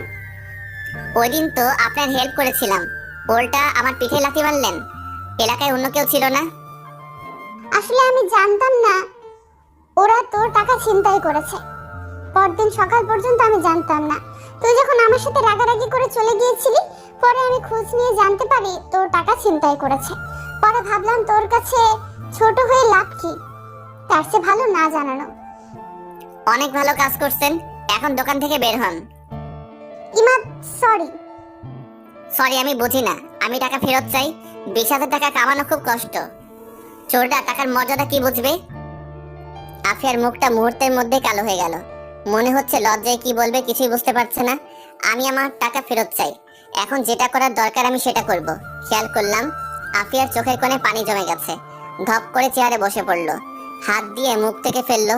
কিছুক্ষণ পর আফিয়া তার মোবাইল দিয়ে বলল, এই নে তোর টাকা। এখন প্লিজ আমাকে বাসায় এগিয়ে দে। মন থাকলে আর জীবনেও তোর দোকানে মুখ দেখাবো না। টাকা ছিনতাই করে আবার অভিমান দেখায়, তাতে আমার কি? আমি আফিয়ার হাত থেকে মোবাইল নিলাম। মোবাইল দেখে আইফোন 12। মোবাইল দেখে আমি অবাক। আফিয়া আইফোন 12 চালায়, এটা যেন আমি বিশ্বাস করতে পারতেছি না। চালাইতে পারে, পাবলিকের টাকা মেরে মেরে খায়। যাই হোক, 20,000 টাকার বেশি উঠে যাবে, সেটা আপনার ইচ্ছা। এখন আমাকে বাসায় দিয়ে আয় পারবো না। প্লিজ। ওকে। আমি দোকান তালা মেরে বের হলাম। আফিয়া আমার সাথে ঘেসে ঘেসে হাঁটছে, মনে হয় ভয় পাচ্ছে। আফিয়ার শরীর থেকে মিষ্টি একটা গন্ধ ভেসে আসছে। কিছুক্ষণ হাঁটার পর আফিয়ার বাড়িতে পৌঁছালাম। আফিয়া বলল, ভেতরে এসে বস। না থাক, আমি যাই। ভেতরে আয়। আফিয়ার জোড়াজড়িতে ভিতরে ঢুকলাম, গিয়ে সোফায় বসলাম। বাড়িটা তেমন বড় না, একতলা ছাদ, রুম 3টা। রুমগুলো আসবাবপত্র দিয়ে ভরপুর, অনেক সুন্দর করে সাজানো ঘরটা। কিছুক্ষণ বসে রইলাম, খেয়াল করলাম আফিয়া রান্নাঘরে যেন কি করছে, খাওয়ার জন্য কিছু তৈরি করছে। খিদাও লাগছে। কিছুক্ষণ পর আফিয়া নুডলস রান্না করে নিয়ে আসলো, আমার সামনে দিয়ে বলল, নে খা। খাবো না। আরে খা, আমার সাথে তোর ঝামেলা মিটমাট। এখন তাড়াতাড়ি খেয়ে নে। ওকে। আমি নুডলস খাওয়া শুরু করলাম। মুখে দিয়ে আমি যেন আকাশ থেকে বললাম, এত স্বাদ, এত স্বাদ কি করে হতে পারে? আমার খাওয়া সব থেকে বেস্ট নুডলস। আমি 1 প্লেট খেয়ে আরেকটু নিলাম। নুডলসকে বানিয়ে খেলাম, ভাবলাম একটু প্রশংসা করি। আমি বললাম, এত স্বাদের নুডলস আমি জীবনেও খাইনি, সত্যি এটা অনেক ভালো ছিল। সত্যি, আজ অনেক দিন পর আমি একজনকে নিজ হাতে রান্না করে খাওয়ালাম। তাহলে উঠি, এখন আমাকে এগিয়ে দিবে কে? আমি। পরে আমাকে এগিয়ে দেবে কে? এই বলে হাসতে লাগলো। আমি বললাম, তাহলে যাই। সাবধানে যাইস। আমি হাঁটা ধরলাম। আস্তে আস্তে হাঁটতে হাঁটতে দোকানে চলে আসলাম। এসে দোকান বন্ধ করে ভিতরে পিছনে খাট আছে, ওইটাই মাঝে মাঝে থাকি, সেখানে শুয়ে পড়লাম। অনলাইনে আফিয়ার মোবাইল বিক্রি করে দিলাম 50,000 টাকা। বলছে পরদিন টাকা দিয়ে মোবাইলটা নিয়ে যাবে, বাকি 30,000 টাকা আফিয়াকে ফেরত দিয়ে দিব। সকালে খেয়াল করলাম কে জানি দোকানে শার্টের আওয়াজ করছে। এই শীতের মধ্যে উঠতে একটু ভালো লাগছে না। আমি শীতের কাপড় পরে শার্টার উপরে উঠাইলাম। দেখি আফিয়া, দেখি এখনো তেমন একটা আলো ফোটেনি। আমি বললাম, এত সকালে কি? দোকান আরো পরে খুলবো। ওকে, আমাকে একটা সিগারেট দে। আপনার না ঠান্ডা লাগছে? একটু খেয়ে ফেলে দেব। ওকে। আমি একটা বেনসন লাইট দিলাম, বললাম, এখন যান, আমি একটু পরে দোকান খুলবো। না, এখন বের হ, আমার সাথে জগিং করবি। আমার এত টাকা পড়ছে না, আপনার মনে চাইলে আপনি যান। না, তুই আমার সাথে যাবি। না, যাব না। না, তুই যাবি। এই বলে আমাকে আফিয়া শার্টের কলার ধরে দোকান থেকে বের করলো আর বলল, দোকান তালা মার। আমি দোকান তালা মেরে আফিয়ার পাশাপাশি হাঁটতে লাগলাম। আফিয়া সিগারেট ফেলে দিল, বলল, তুই সিগারেট খাস না? না। ভালো। আফিয়া হাঁটতে হাঁটতে নদীর পাড়ে নিয়ে আসলো। কুয়াশার কারণে কিছু দেখা যাচ্ছে না। আমি বললাম, এত শীতের মধ্যে কি জন্য নিয়ে আসলেন? কি আরামের ঘুমের মধ্যে ছিলাম। আমার আজান দেওয়ার আগেই ঘুম ভেঙে যায়, পরে আর ঘুমে ধরে না, তাই বাইরে চলে আসি। আপনার জগিং করার কি দরকার? আপনার তো স্লিম ফিগার, মানে একদম পারফেক্ট। ধুর, তুই যে কি বলিস, চলো ওই দিকটায় যাই। চলেন। আমি আর আফিয়া কিছুক্ষণ হাঁটাহাঁটি করে দোকানে চলে আসলাম। আফিয়া বাড়িতে চলে গেল। আমি দোকান খুলে বসলাম। কিছুক্ষণ পর আব্বা আসলো। আমি বাড়িতে চলে আসলাম। এসে খাওয়া দাওয়া করে আবার দোকানে যেতে লাগলাম রিক্সা দিয়ে। আফিয়ার বাড়ির রাস্তায় মোড়ে এসে দেখি আফিয়া দাঁড়িয়ে আছে। আমাকে দেখে থামতে বলল। রিক্সা থামালো। আফিয়া বলল, মামা আমিও যাব। আরে আপনি কি করে উঠবেন? ভাই আপনি অন্য রিক্সা নিয়ে চলে যান, আফা যেখানে যাবে আমি দিয়ে আসি। আরে কি বলেন, আমাকে দোকানে দিয়ে আসেন। আফিয়া হেসে বলল, অসুবিধা নেই, আমরা শেয়ার করে বসছি। আরে না, আপনিই যান, আমি অন্য রিক্সা দিয়ে আসছি। চুপচাপ বসো, আমার হাত ধরো। এই বলে আফিয়া তার হাত বাড়ালো। আমি অনিচ্ছা সত্ত্বেও আফিয়ার হাত ধরে টান দিয়ে আমার পাশে বসালাম। আমাদের দুজনকে এভাবে দেখে মানুষ আর চোখে তাকাতে লাগলো। আমি লজ্জায় মুখ ঢেকে ফেললাম। কিছুক্ষণের মধ্যে দোকানে পৌঁছালাম। দুপুরের খাবার নিয়ে এসেছি। আমি আসলে আব্বা চলে গেল। আফিয়া আরো আগে নেমে গিয়েছে। ঘন্টাখানেক পর দেখি আফিয়া আমার দোকানের পাশে দাঁড়িয়ে কয়েকটি ছেলের সাথে কথা বলছে। তার মধ্যে দোকানে একটা মেয়ে কাস্টমার আসলো। বলল, একটা নাম্বার লিখেন, 019129115। থাক, এখনকার যুগে ফ্লেক্সিলোড করেই শান্তি পাই না। একটা মিনিট কার্ড দেন। মানে? নাম্বার দিলে পরে আবার এই নাম্বারে ফোন দিয়ে জ্বালাতন করবে। আপনাদের মতো ছেলেদের আমার চেনা আছে, আপনারা সুন্দরী মেয়ে দেখলেই মাথা ঠিক থাকে না। দেন মিনিট কার্ড দেন। সবকিছুই ঠিক ছিল। তোর নাম্বার দিতে অসুবিধা, তুই মিনিট কার্ড নিবি, ভালো কথা। তুই এসব আলতু ফালতু পেঁচাল পারস কেন? মেজাজটা সাথে সাথে গরম হয়ে যায়। আমি বললাম, মিনিট কার্ড আপনার কাছে, পেরি করবো না, অন্য কোনো দোকান থেকে নেন। মিনিট কার্ড নেই মানে? ও বুঝেছি, আমার নাম্বারটা চাস। সেটা তুই আমাকে সরাসরি বললেই চলতো। এমনিতেই তুই হ্যান্ডসাম, তোরই দেওয়া যায়। আমার মতো সুন্দরী মেয়েদের পিছনে ছেলেরা লাইন ধরে থাকে। আচ্ছা নে নাম্বারটা তোর। আমি মেয়েটার দিকে তাকাতেই আমার কেমন যেন লাগছে। ঠোঁটে গাঢ় লিপস্টিক, যেটা আমার একদম পছন্দ নয়। বুকের উরু দুটো স্পষ্ট বোঝা যাচ্ছে। এমনিতেই মেজাজ গরম হয়ে আছে। আমি বললাম, সরেন তো দেখি। বাইরে তাকিয়ে দেখি কোনো ছেলে পেলে তো নেই, এমনকি বাইরে একটা কুত্তাও নেই। আমি বললাম, কোথায় আপনার জন্য না বলে ছেলেরা লাইন ধরে দাঁড়িয়ে থাকে? কোথায়? বাইরে তো একটা কুত্তাও নেই। মেয়েটা অপমান লোকানোর জন্য তোতলাতে তোতলাতে বলল, তোরে দেখাইতে হবে, এখন নাম্বার তোর। আপনার মন মানসিকতায় সমস্যা আছে। আপনার কাছে আমি ফ্লেক্সিলোড বিক্রি করব না, যান এখান থেকে। কি? আমার মন মানসিকতার সমস্যা? তোদের মতো লুচ্চা ছেলেদের জন্য আজকে আমার মতো সুন্দরী মেয়েরা শান্তি মতো ফ্লেক্সিলোডও করতে পারে না। ওকে ফাইন, আপনি ফ্লেক্সিলোড করেন না। আমাদের চিল্লাচিল্লির আওয়াজ শুনে আফিয়া দোকানে আসলো। বলল, কি হয়েছে? এই মেয়ে, তুমি কে? ওর সাথে ঝামেলা করছো কেন?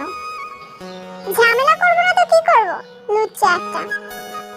আফিয়া আপনি শোনেন, উনি এসে বলেন নাম্বার লিখতে, কিন্তু নাম্বার না দিয়ে উনি বলেন আমি বলে আবার ফোন করে ডিস্টার্ব করব। আমি বলে লুচ্চা, আরো কত কিছু বলল। আফিয়া ঠাস ঠাস করে মেয়েটার গালে চড় দিল। বলল, তোর সাহস তো কম না, তুই কি করে ইমাদকে লুচ্চা বলিস? তোর নাম্বার দিতে এতই প্রবলেম, তাহলে ফ্ল্যাক্সিলোড করতে আসছিস কেন?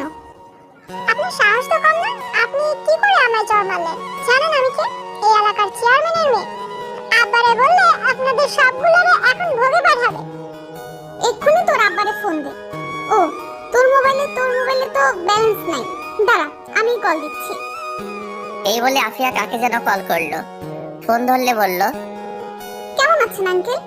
আপনার মেয়ের নাম যেন কি? ও এখানে একটু ঝামেলা করছে, ওকে একটু বোঝান তো। এই নে মোবাইল ধর। মেয়েটা মোবাইল ধরলো। কতক্ষণ কথা বলে বলল, লাস্টে বলল, আচ্ছা।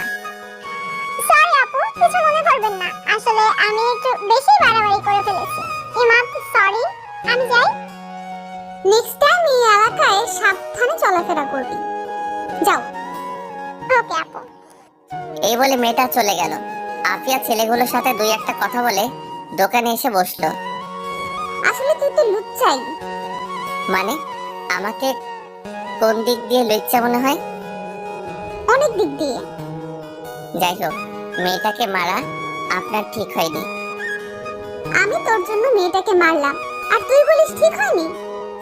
হুম। সিগারেট দে একটা। না, দিব না। আপনার সিগারেট খাওয়া বন্ধ। তুই বলছিস? যা, আর খাবো না। সত্যি? আমার জন্য আপনি কেন সিগারেট খাওয়া ছেড়ে দিবেন? জানি না। খাওয়া দাওয়া করছেন? না চলেন খাওয়া দাওয়া করি। না, তার চেয়ে ভালো তুই আমার বাসায় চল যাই, সেখানে খাওয়া দাওয়া করে চলে আসিস। না, আজকে টাইম শর্ট, আরেকদিন। ওকে, তুই খাওয়া দাওয়া কর, আমি বাড়ি যাই। রাতে কিছু জিনিস লাগবে। এই রিকশা। আফিয়া রিক্সা দিয়ে চলে গেল। আমি খাওয়া দাওয়া করে রাত 9টা পর্যন্ত বেচাকেনা করলাম। এর মধ্যে আফিয়ার মোবাইলটা নিয়ে গেল টাকা দিয়ে। ভাবতেছি বাকি টাকা কি আফিয়াকে দিয়ে দিব নাকি আফিয়ার জন্য আরেকটা মোবাইল কিনে দিব। ধুর, ওর টাকা ওকে দিয়ে দিব। এখন বের হবো বাড়িতে যাওয়ার জন্য। এমন সময় আফিয়া আসলো, বলল 5 কেজি চাউল দে। এখন কিছু দিতে পারবো না, দোকান বন্ধ করে ফেলবো, আগামীকাল নিয়ে। এখন দে। ওকে, আর কিছু লাগলে তাড়াতাড়ি বললেন। আফিয়া আরো কিছু জিনিসপত্র বলল, সেগুলো দিলাম। কত টাকা বিল হলো বললাম, সেগুলো দিলাম। আফিয়া টাকা দিল। আমি বললাম, আপনার আইফোন বিক্রি করেছি, এই নেন আপনার বাকি 30,000 টাকা। তোরে কে বলছে বিক্রি করতে? আমি তো টাকা দিয়ে মোবাইল নিতাম। আপনি কবে টাকা নিয়ে আসবেন সেই আশায় আমি বসে থাকবো, এখন টাকা দিবেন? না, তাহলে আগামীকাল আমাকে মার্কেটে নিয়ে গিয়ে মোবাইল কিনে দিবে। আমার টাইম নেই, ধরেন আপনার টাকা। এখন কি করবেন আপনি জানেন। তুই আমাকে নিয়ে যাবি, এটা আমার পরিষ্কার কথা। আচ্ছা দেখি। আমি তাড়াতাড়ি দোকান থেকে বের হলাম, কারণ বাইরে একটা রিক্সা দাঁড় করিয়ে রাখছিলাম। আমি আগে গিয়ে রিক্সায় উঠে পড়লাম। আফিয়া বলল, আমি এত কিছু নিয়ে কি করব? আপনি থাকেন, আমাকে দিয়ে আপনাকে নিয়ে যাবে। কি অকৃতজ্ঞ ছেলে রে তুই! একটা মেয়েকে তুই এভাবে ফেলে চলে যাবি? এর চেয়ে বেশি আর কি বা করতে পারি? তুই জানিস তোর যে এখন এখান থেকে হেঁটে যেতে হবে? জানি। তাহলে চল একসাথে শেয়ার করে যাই। না, আপনি যান, আমি পরে আসছি। এই বলে আমি রিক্সা থেকে নেমে গেলাম। আফিয়ার জিনিসপত্রগুলো উঠালাম। আফিয়া রিক্সায় উঠে বসলো। আফিয়া বলল, উঠবি নাকি চলে যাব? মামা ওকে নামিয়ে দিয়ে আবার এখানে আসবেন। রিক্সা আর এখানে আসবে না, মন চাইলে উঠ, না হলে হেঁটে আয়। আমি জানি আফিয়া যেটা বলবে রিক্সাওয়ালা সেটাই শুনবে। আমি বাধ্য হয়ে আফিয়ার পাশে বসলাম। রিক্সা চলা শুরু করলো। আফিয়া আমার সাথে আরো ঘেঁষে বসলো। অনেক শীত, আরো ঘেসে বস, তাহলে শীত লাগবে না। আপনার পাশে বসলেই এমনিতেই শরীর গরম হয়ে যায়। আফিয়া আমার হাতের মধ্যে নিজের নরম উষ্ণ হাতটা রাখলো। আমি আফিয়ার দিকে তাকালাম, চারদিকে অন্ধকার। আফিয়া আমার হাত শক্ত করে ধরে আমার সাথে আরো ঘেঁষে বসলো। আমি কিছুই বুঝতে পারছি না, কিন্তু একটা জিনিস বুঝতে পারছি, আফিয়া তার ভিতরের কষ্টগুলো অনুভূতির মাধ্যমে জানান দিতে যাচ্ছে। আমি আমার হাতটা সরিয়ে নিলাম। কিছুক্ষণের মধ্যেই আফিয়ার বাড়ির সামনে চলে আসলো। আফিয়া নেমে গেল, আমিও বাড়িতে চলে আসলাম। আফিয়া আমার হাতের মধ্যে নিজের নরম উষ্ণ হাতটা রাখলো। আমি আফিয়ার দিকে তাকালাম, চারদিকে অন্ধকার। আফিয়া আমার হাত শক্ত করে ধরে আমার সাথে আরো ঘেঁষে বসলো। আমি কিছুই বুঝতে পারছি না, কিন্তু একটা জিনিস বুঝতে পারছি, আফিয়া তার ভিতরের কষ্টগুলো অনুভূতির মাধ্যমে জানান দিতে যাচ্ছে। আমি আমার হাতটা সরিয়ে নিলাম। কিছুক্ষণের মধ্যে আফিয়ার বাড়ির সামনে চলে আসলো। আফিয়া নেমে গেল, আমিও বাড়িতে চলে আসলাম। পরদিন খুব সকালে বের হয়ে দোকানে আসছি, প্রতিমধ্যে আফিয়ার সাথে দেখা। আমি ভাবলাম এ কোন ঝামেলায় পড়লাম, যেদিকে তাকাই সেদিকেই আফিয়া। সেই কেন আমার সামনে পড়ে? ওর কি কোনো মেয়ে বান্ধবী নাই? শুধু ছেলেদের মতো বাইরে ঘুরে বেড়ায়। অন্য দিক দিয়ে ওরা দেখলে ভালোই লাগে।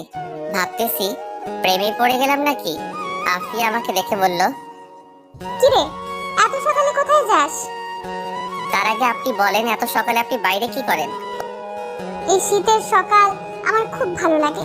এত ঠান্ডার মধ্যে নিজেকে গরম রাখার মধ্যেই যেন একটা অনুভূতি, সেটা তোরে বলে বোঝাতে পারবো না। ও, আজকে আরো পরে দোকান খুলিস। কেন? চল দুজনে মিলে একসাথে হাঁটি। এখান থেকে দোকান পর্যন্ত আমি হেঁটে যাব, এতটুকু পর্যন্ত একসাথে যেতে পারি। এইটুকু হলেই চলবে। তাহলে চলেন। আমি আর আফিয়া পাশাপাশি হাঁটতে লাগলাম। এত সকালে কুয়াশার মধ্যে সামনে কি আছে দেখা যাচ্ছে না। আমি ভাবলাম আফিয়ার ফ্যামিলি নিয়ে কিছু প্রশ্ন করি। আচ্ছা, আমি কি আপনাকে আপনি করে ডাকবো নাকি তুমি করেই? আজ পর্যন্ত আমাকে তুমি কিংবা তুই বলার কেউ সাহস পায়নি, সবাই আপনি করে ডাকে। কিন্তু তুই আমার কাছে একটু স্পেশাল, সেজন্য তুই আমাকে যেটা খুশি ডাকতে পারোস। আপনার কাছে স্পেশাল, ভেরি ইন্টারেস্টিং। এই যে আপনি এত টাকার জিনিসপত্র কিনেন, এত টাকা কোথা থেকে পান? তোর দোকান থেকে কিনি তো, সেজন্য তুই আমাকে এত প্রশ্ন করতেছস। আজ থেকে তোর দোকানে মুখই দেখবো না। আচ্ছা, আমার দোকানের মুখ দেখেন না, তার আগে এটা বলে যান এত টাকা কোথায় পান? আব্বা ব্যাংকে কিছু টাকা রেখে গিয়েছিল, ওই টাকা লাভ দিয়ে চলি। আর ধান্দা তো আছে। বয়ফ্রেন্ড কয়টা? দেখছিস আমার হাত, একটা চট দেব, এই শীতের মধ্যে আপনা আপনি গরম হয়ে যাবে। আমরা তো বখাটে মেয়ে, আমাদের সাথে আবার খেয়ে প্রেম করবে। হয়তো প্রেমের নামে কিছুদিন নাটক করবে, ব্যবহার করে ছুঁড়ে ফেলে দেবে। আসলে কি জানিস, যে যতই কথা বলুক, বিয়ে করার সময় সবাই সব থেকে ভালোটাই সিলেক্ট করে। তাই বলে কি আপনার বিয়ে করার ইচ্ছে নেই? জানি না। এই মুহূর্তে যদি একজন আপনাকে বিয়ে করার জন্য বলে, তাহলে আপনি কি করবেন? তোর কানের নিচে চড় মেরে বিয়ে করার স্বাদ ভুলিয়ে দেব। কেন? এমনি। এত প্রশ্ন করছিস কেন? করবি আমাকে বিয়ে? যত সব ফালতু কথাবার্তা। এখন তুই বল, তোর গার্লফ্রেন্ড কয়টা? একটা ছিল, রিয়া। ওর তো বিয়ে হয়ে গেছে, এখন কোনো গার্লফ্রেন্ড নাই। তোর আবার গার্লফ্রেন্ড না থাকতে পারে? এমনিতেই তুই যে হ্যান্ডসাম, তোরে দেখেই মেয়েরা ক্রাশ খাবেই। খাই তো, আপনাকে দেখে আর খেতে পারি না। ওকে, যদি তোর সাথে কোনো মেয়েকে দেখি, মনে করবি তুই মেয়েটাকে জীবনের লাস্ট বার দেখলি। আমি আফিয়ার কানে কানে গিয়ে বললাম, যদি ওই মেয়েটা তুমি হও। এই বলে আমি জোরে হেঁটে দোকানে চলে আসলাম। পিছনে তাকিয়ে দেখি আফিয়া তখনও সেখানে ঠাই দাঁড়িয়ে রইল। হয়তো এটা নিজের কানে বিশ্বাস করতে পারছে না। আফিয়ার জন্য আমার ভিতরে ভিতরে একটা ফিলিংস কাজ করত। তার সাথে বেশি চলাফেরা করি, সেজন্য নাকি ও সবসময় আমার চোখের সামনে থাকে। সেজন্য আমি জানি না, কিন্তু ওকে কেন জানি আমার মন চায়। হয়তো আমি তার প্রেমে পড়ে গেছি, কিন্তু একটা বখাটে মেয়ের প্রেমে পড়লাম। বখাটে হয়তো কি হয়েছে, মেয়ে তো। এখন আমার নিজেরই করে নিতে হবে। আর আমি কোনো সময় আমার ভালোবাসার কথা বলবো না, কারণ ও তো বখাটে মেয়ে। কোন সময় মন ঘুরে যায় কে জানে, তারপরে ফান্দে ফেলে টাকা খাবে। আচ্ছা, দেখি কি হয়। এমনিতে আফিয়া অনেক সুন্দরী, আর ও নিজেকে প্রোটেক্ট করতে জানে। আমি দোকান খুলে বসলাম, দেখি আফিয়া আসলো। বলল, মোবাইল কিনতে কখন যাবি? আব্বা দোকানে আসুক, তারপর দেখি। ওকে। এই বলে আফিয়া হাসি দিল। হাসিটা আমার বুকে তীরের মতো বিঁধে গেল। আমি বললাম, এখন কোথায় যাবেন? বাসায়। বাসায় থাকবেন, আমি এসে নিয়ে যাব। আচ্ছা। এই বলে আমি আফিয়া চলে গেল। আমি বেচা কেনায় মনোযোগ দিলাম। একটানা 10টা পর্যন্ত বেচা কেনা করলে আব্বা আসলো। আমি বাড়িতে চলে আসলাম। এসে খাওয়া দাওয়া করে রেডি হয়ে আফিয়ার বাসার সামনে গেলাম। গিয়ে দরজায় টোকা দিলাম। একটু পর দরজা খুললো। দরজা খুললে আফিয়ার দিকে আমি আর চোখ সরাতে পারছি না। এটা আমি কি দেখছি? দেখি আফিয়া একটা লাল শাড়ি পরছে, চুলগুলো খোলা, ঠোঁটে লিপস্টিক, একেবারে আমার সামনে যেন জ্যান্ত পড়ে দাঁড়িয়ে আছে। আফিয়া লজ্জা পেয়ে মাথা নিচু করে বলল, কি কিভাবে দেখতেছস? আমরা শুধু একটা মোবাইল কিনতে যাব, এইভাবে সাজার কোনো মানে আছে? এমনি সাজলাম, অনেকদিন ধরে সাজি না। আজকে কেন? অন্য কোনো দিন সাজতেন। আজকেই। এখন চল যাই। ওকে, মোবাইল কোনো চয়েস নেই, আমি যেটা কিনে দিব ওইটাই নিতে হবে। আচ্ছা। আফিয়া আর আমি একসাথে হেঁটে রাস্তায় আসলাম। ওইখান থেকে রিক্সা নিয়ে দুজনে এক রিক্সায় উঠলাম। উঠে মার্কেটের উদ্দেশ্যে রওনা দিলাম। মার্কেটে যে এলাকায় থাকি এর বাইরে অন্য এলাকায় পড়ছে। মার্কেটে গিয়ে পছন্দ মতো একটা মোবাইল পছন্দ করে আফিয়াকে দিলাম। আফিয়া সেটা সাদরে বরণ করলো।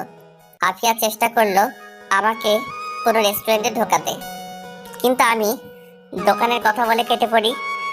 রিক্সা নিয়ে আসছি, দেখি দুই একটা ছেলে আমাদের রিক্সা আটকালো। ছেলেটা বলল, কেমন আছেন আফিয়া আপু? ভালো, তোরা কেমন? আপনি আমাদের দিকে তাকান না, কি করে ভালো থাকবো? অন্য একটা ছেলে বলল, কি আপু, নতুন ভাতার নাকি? মানে? কিরে, রাতে কত দিস? আমাদের তো টাকা পয়সা আছে, আমাদেরও মন চাই করতে। ইদানিং দেখছি আফিয়া আপু সুন্দরী হচ্ছে। আমি রিক্সা থেকে নেমে একটাকে কষিয়ে চড় দিলাম, আরেকটা আমাকে মারতে আসলো, আমি তাকেও কষিয়ে চড় দিলাম। দুজনে চড় খেয়ে আমাকে বকতে লাগলো। আমি বললাম, ওই মামা, রিক্সা টান দেন। আমি গিয়ে রিক্সায় উঠলাম। রিক্সা উঠলে আফিয়া কাঁদতে লাগলো, বলল, আমি কি করছিলাম তাদের? এত খারাপ কথা কি করে বলতে পারলো? ওরা ওদের কথা বলছে, তুমি তাদের কথায় কান দিও না। না, ওদের একটা শিক্ষা দিতেই হবে। এই বলে কাকে জানিয়ে কল করলো। কিছুক্ষণ কথা বললো, বুঝলাম ও ছেলে দুটোকে ধরে আনতে বলছে। আফিয়া বলল, জানিস, কেউ কাউকে সম্মান করে না, সবার কাছ থেকে সম্মান আদায় করে নিতে হয়। আরে তেমন কিছু না, রাগ করার দরকার নেই।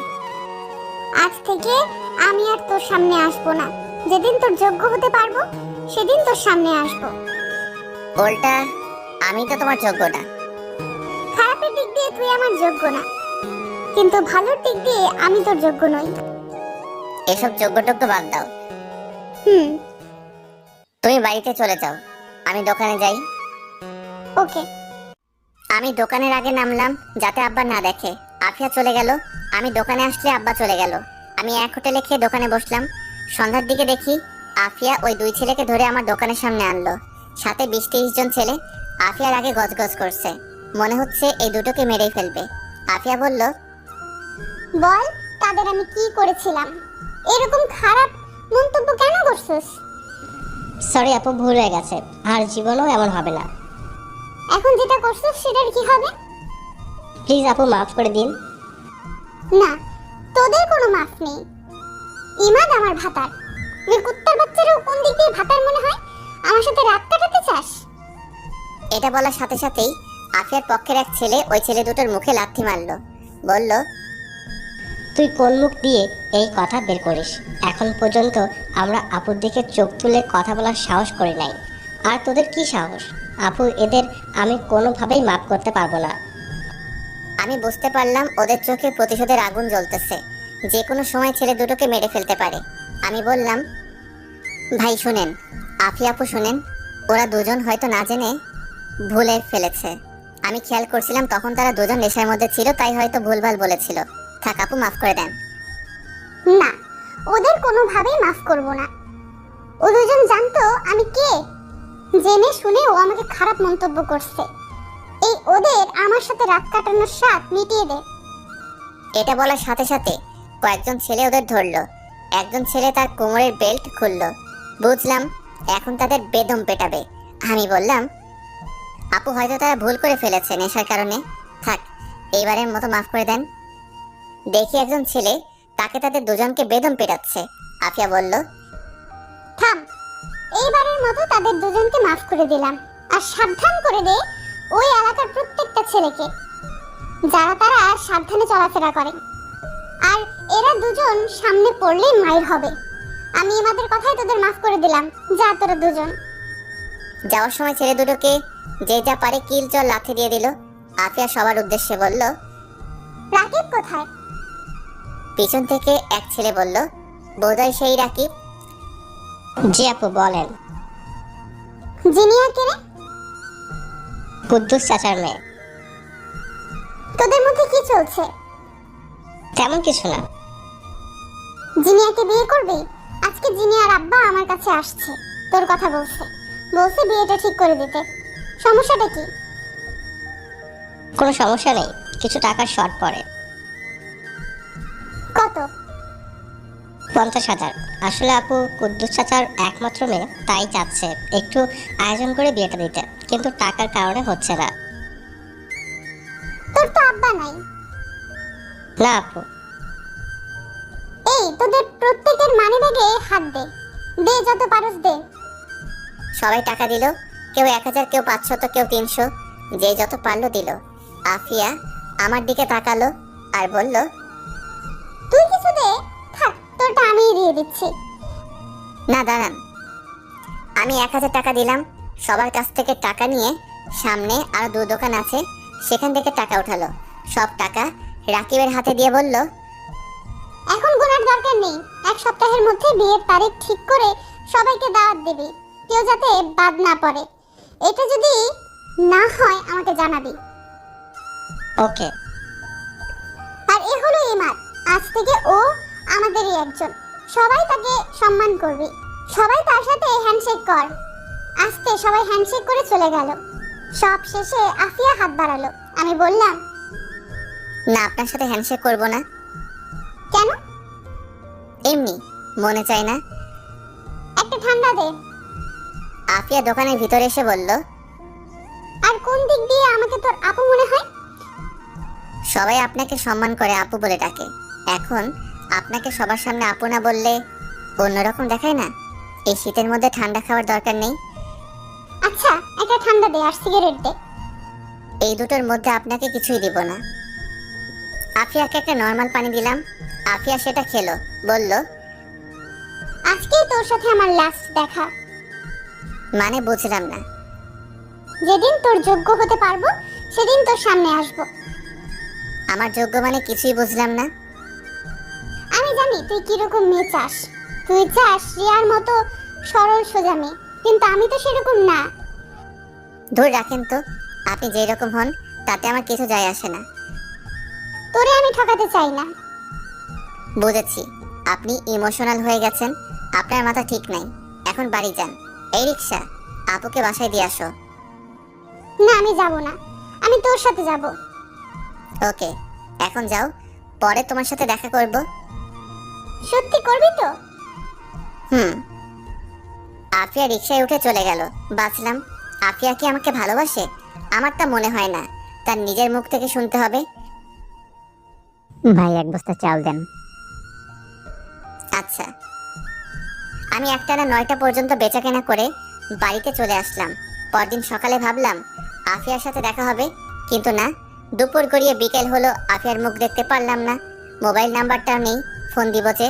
সত্যি কি ও আমার সামনে আসা বন্ধ করে দিল? এই কথা তো এর আগে অনেকবার বলেছিল, কিন্তু ও আরো বেশি করে আসতো। এখন কেন জানি টেনশন হচ্ছে। দূর, হয়তো কোনো কাজে আটকে গেছে, আসবে বোধহয়।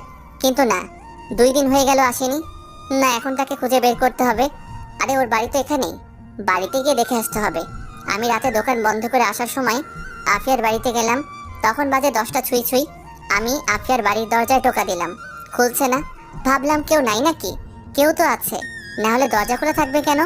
ভিতর থেকে গলা ভাঙা আওয়াজ আসলো। বলল কে? আমি বললাম, আফিয়া, আমি ইমাদ। একটু পর দরজা খুললো, দেখে আফিয়া। আফিয়া পুরো অন্যরকম হয়ে গেছে, মুখটা কেউ যেন নেই। অসুখ বিসুখ হলো নাকি? চুলগুলো উস্কো খুস্কো, যেন এক পাগলি আমার সামনে দাঁড়িয়ে আছে। ওর এরকম অবস্থা কেন কিছুই বুঝতে পারছি না। আফিয়া বলল, তুই এখানে কেন আসছস? আপনাকে দেখতে। আর এরকম লাগছে কেন?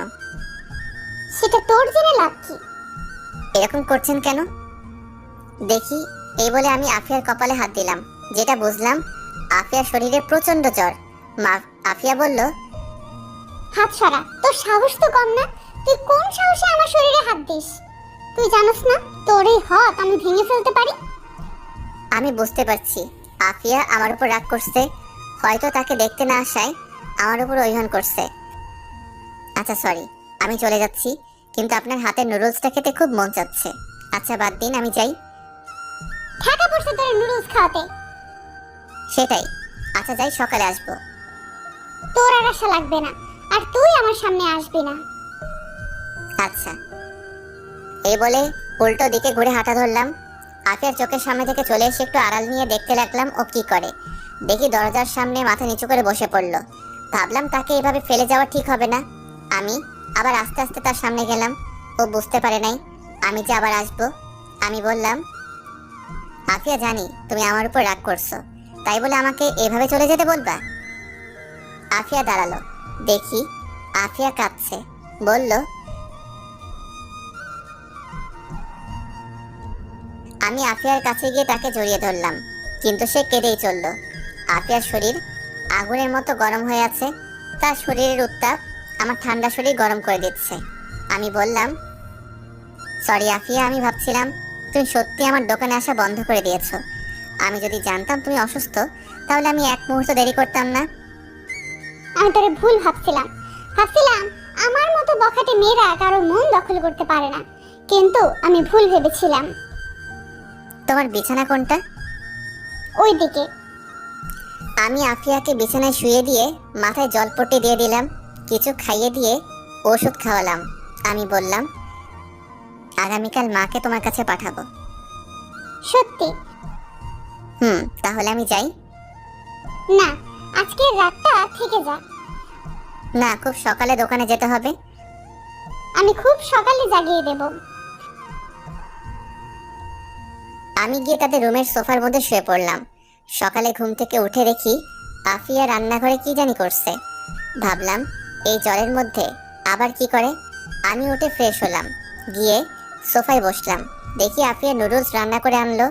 আমি বললাম, এই জলের মধ্যে কি দরকার ছিল?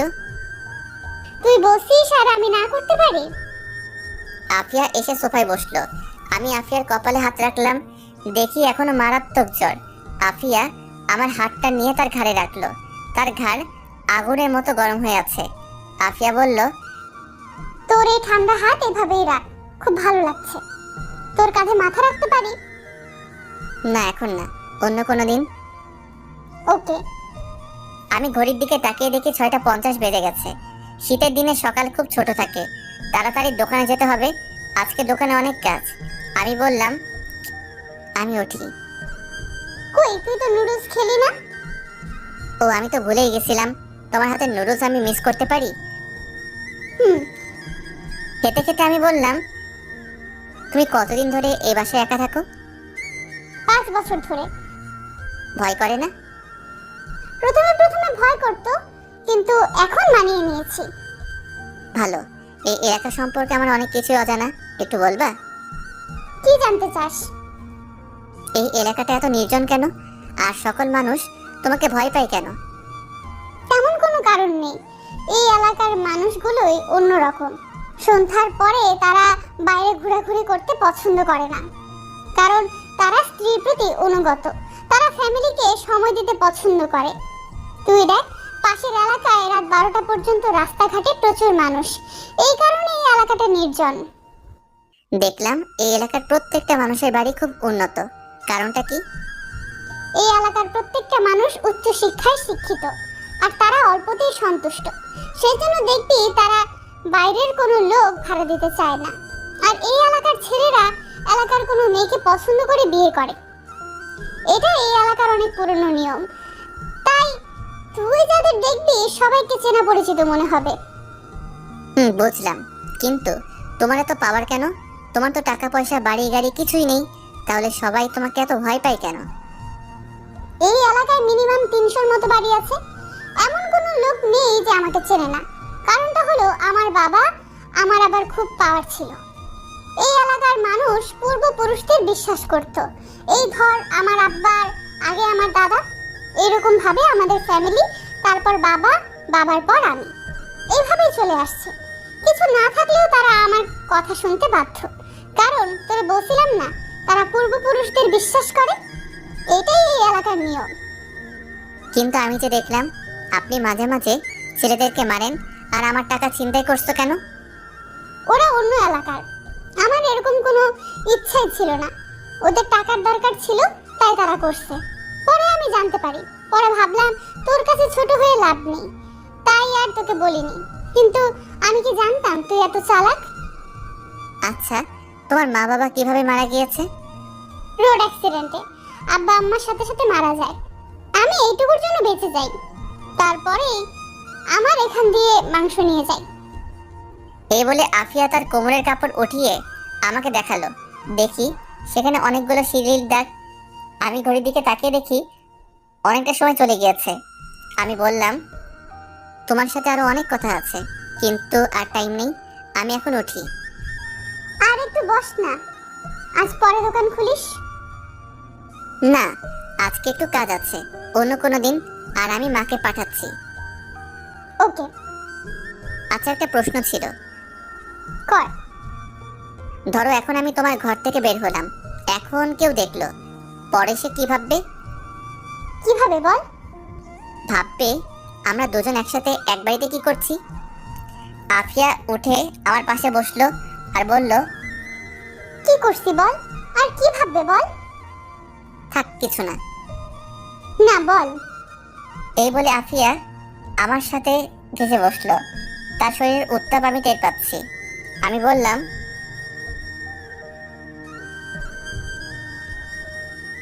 যাচ্ছি, দুপুরে আবার আসবি আর রাতে আসবি। ইস, আমি যেন তার জামাই, রুটিন করে আসতে হবে। এই কি বললি? এই কি বললি? দাঁড়া, তোরে দেখাচ্ছি মজা। তোমার মজা দেখানোর আগে আমি পালাই। এই বলে আমি আফিয়ার ঘর থেকে বের হয়ে আসি, সোজা দোকানে আসি। 10টা পর্যন্ত দোকানে বসলাম। তারপর আব্বা আসলো, আমি বাড়িতে চলে আসলাম। খাওয়ার সময় মাকে বললাম, আফিয়া নামে কাউকে চিনো? চিনি বোধ হয়। কেন? শিওর করে বলো। চিনি। কে? রোড অ্যাক্সিডেন্টে মারা গেছেন মিলন সাহেবের একমাত্র মেয়ে আফিয়া। এই মেয়ে এখন এলাকার কি জানি বলে, বস নাকি ডন বলতে পারি না। এই মেয়ের পাল্লায় ভুলেও পড়বি না। এসব বখাটে মেয়ে তোরে ধরলে আর ছাড়বে না। আমি ভাবলাম মা তো দেখি আমার থেকে এক লাইন আগে আগে থেকে আমাকে সাবধান করে দিচ্ছে, এখন কি বলবো? কেন? আফিয়া দেখি আমার সাথে খুব ভালোভাবে কথা বলে। এসব মেয়েদের মুখে অনেক রস থাকে, পরে কখন যে কি করে বসে উধাও বানিয়ে ফেলে। সবাই কি আর এক? আমার কি মনে হয় জানিস, এই টাকা একমাত্র আফিয়া নিয়েছে। ও ছাড়া আর কে করবে এই কাজ? আমি ভাবলাম দেখি মায়ের মনে কি আছে। তোমার এই কথা কেন মনে হচ্ছে? শোন, এই এলাকায় একটা সাইরেন আছে। কেউ যদি কোনো বিপদে পড়ে তাহলে সে সাইরেনটা বাজাতে পারতো, কিন্তু এখন আর সেটা নেই। এখন সাইরেন বাজানোর অনুমতি এখন আফিয়া আর তুই একজনের কাছে আছে। এখন সেই সাইরেনের কথা মানুষ ভুলেই গেছে। তো মা এখন আফিয়া চিন্তাই করছে কোথায়? এটা সে উঠাই নাই, কারণ এখন সে যাতে ছিনতাই করতে পারে। আফিয়া চিন্তাই করছে এবং মা অলরেডি আফিয়া এই টাকাও দিয়ে দিয়েছে। কি বলিস? শুনো, আমি ওই দিনের ঘটনা মাকে সম্পূর্ণ খুলে বললাম। মার চোখ তো কপালে উঠে গেছে। মা বলল, এত কিছু হয়ে গেল আর তুই আমাদের জানাসনি কেন? আমি চাইনি আফিয়া তোমাদের কাছে ছোট হোক। তার ছোট হওয়াতে তোর কি? এই দাঁড়া, আমি যেটা ভাবছি সেটা না তো? একদম না মা, আফিয়া কিছুদিন ধরে প্রচন্ড জ্বর ঠান্ডায় ভুগছে। যাও গিয়ে একটা নজর দেখে আসো। আমার ঠেকা পড়ছে একটা বখাটে মেয়ের বাড়িতে যেতে। দেখো, এই মেয়ে কিন্তু এলাকার ডন, ও যেটা বলবে সেটাই হবে। এখন ও যদি আমাদের হাতে থাকে তাহলে আমাদের কোনো টেনশনই থাকবে না। সেটা তো ঠিক বলছিস। যাও গিয়ে দেখে আসো, আর মা কিছু রান্না করে নিয়ে যাও। আচ্ছা, যাচ্ছি। আমি শুধু অসুস্থ দেখেই যাচ্ছি, অন্য কোনো উদ্দেশ্য থাকলে ভুলেও না। আচ্ছা, তুমি যাও। ততক্ষণে আমার খাওয়া দাওয়া শেষ করে রুমে এসে আফিয়াকে কল দিলাম। আসার সময় নাম্বারটা নিয়ে আসছিলাম, আমি ফোন দিলাম। আফিয়া, মা আসছে। সত্যি তোর মার সাথে জমিয়ে আড্ডা দেব? এমন কিছু করবা না যাতে মা তোমাকে খারাপ ভাবে। তুই কোনো টেনশন করিস না। আচ্ছা। এই বলে আফিয়া কল কেটে দিল। কিছুক্ষণ পর দেখি মা রেডি হয়ে আফিয়ার বাসার উদ্দেশ্যে রওনা দিল। আমি ভালো করেই বুঝতে পারছি আমি আফিয়ার প্রেমে পড়ে গেছি। এখন আফিয়ার মুখ থেকে শুনতে হবে আর বাকি কাজটা সেরে ফেলতে পারে। আফিয়া ভিতরটা একদম পরিষ্কার কিনা সেটা বুঝতে হবে, নাকি আমার মাধ্যমে অন্য কিছু করতে চাচ্ছে সেটা যাচাই করার একটা উপায় আছে। আমি কিছুক্ষণ রেস্ট নিয়ে দোকানের উদ্দেশ্যে রওনা দিলাম। আমি বাইরে বের হয়ে রিক্সা নিয়ে দোকানে চলে গেলাম। দোকানে গেলে আব্বা বলল, চাউল আনতে হবে, কিছু টাকার শর্ট পড়ে। এখন কি করব, মহাজনের কাছে বাকি করি না। আমি ভাবলাম আফিয়া যে ছিনতাই করা টাকাটার কথা আব্বাকে বলবো, ভাবলাম বলেই দেই, এমনিতেই মা তো আব্বাকে বলবেই। আব্বা, মনে আছে একবার যে আমাদের 20,000 টাকা ছিনতাই হয়েছিল? আমাদের একটা ছেলে হয়েছে, ঠিক তার মার মতো। গল্পটি ভালো লাগলে অবশ্যই লাইক, কমেন্ট, শেয়ার করুন। সম্পূর্ণ গল্পটা শোনার জন্য আপনাদের অনেক ধন্যবাদ। এরকম আরো রোমান্টিক গল্প শুনতে চ্যানেলটিকে সাবস্ক্রাইব করুন।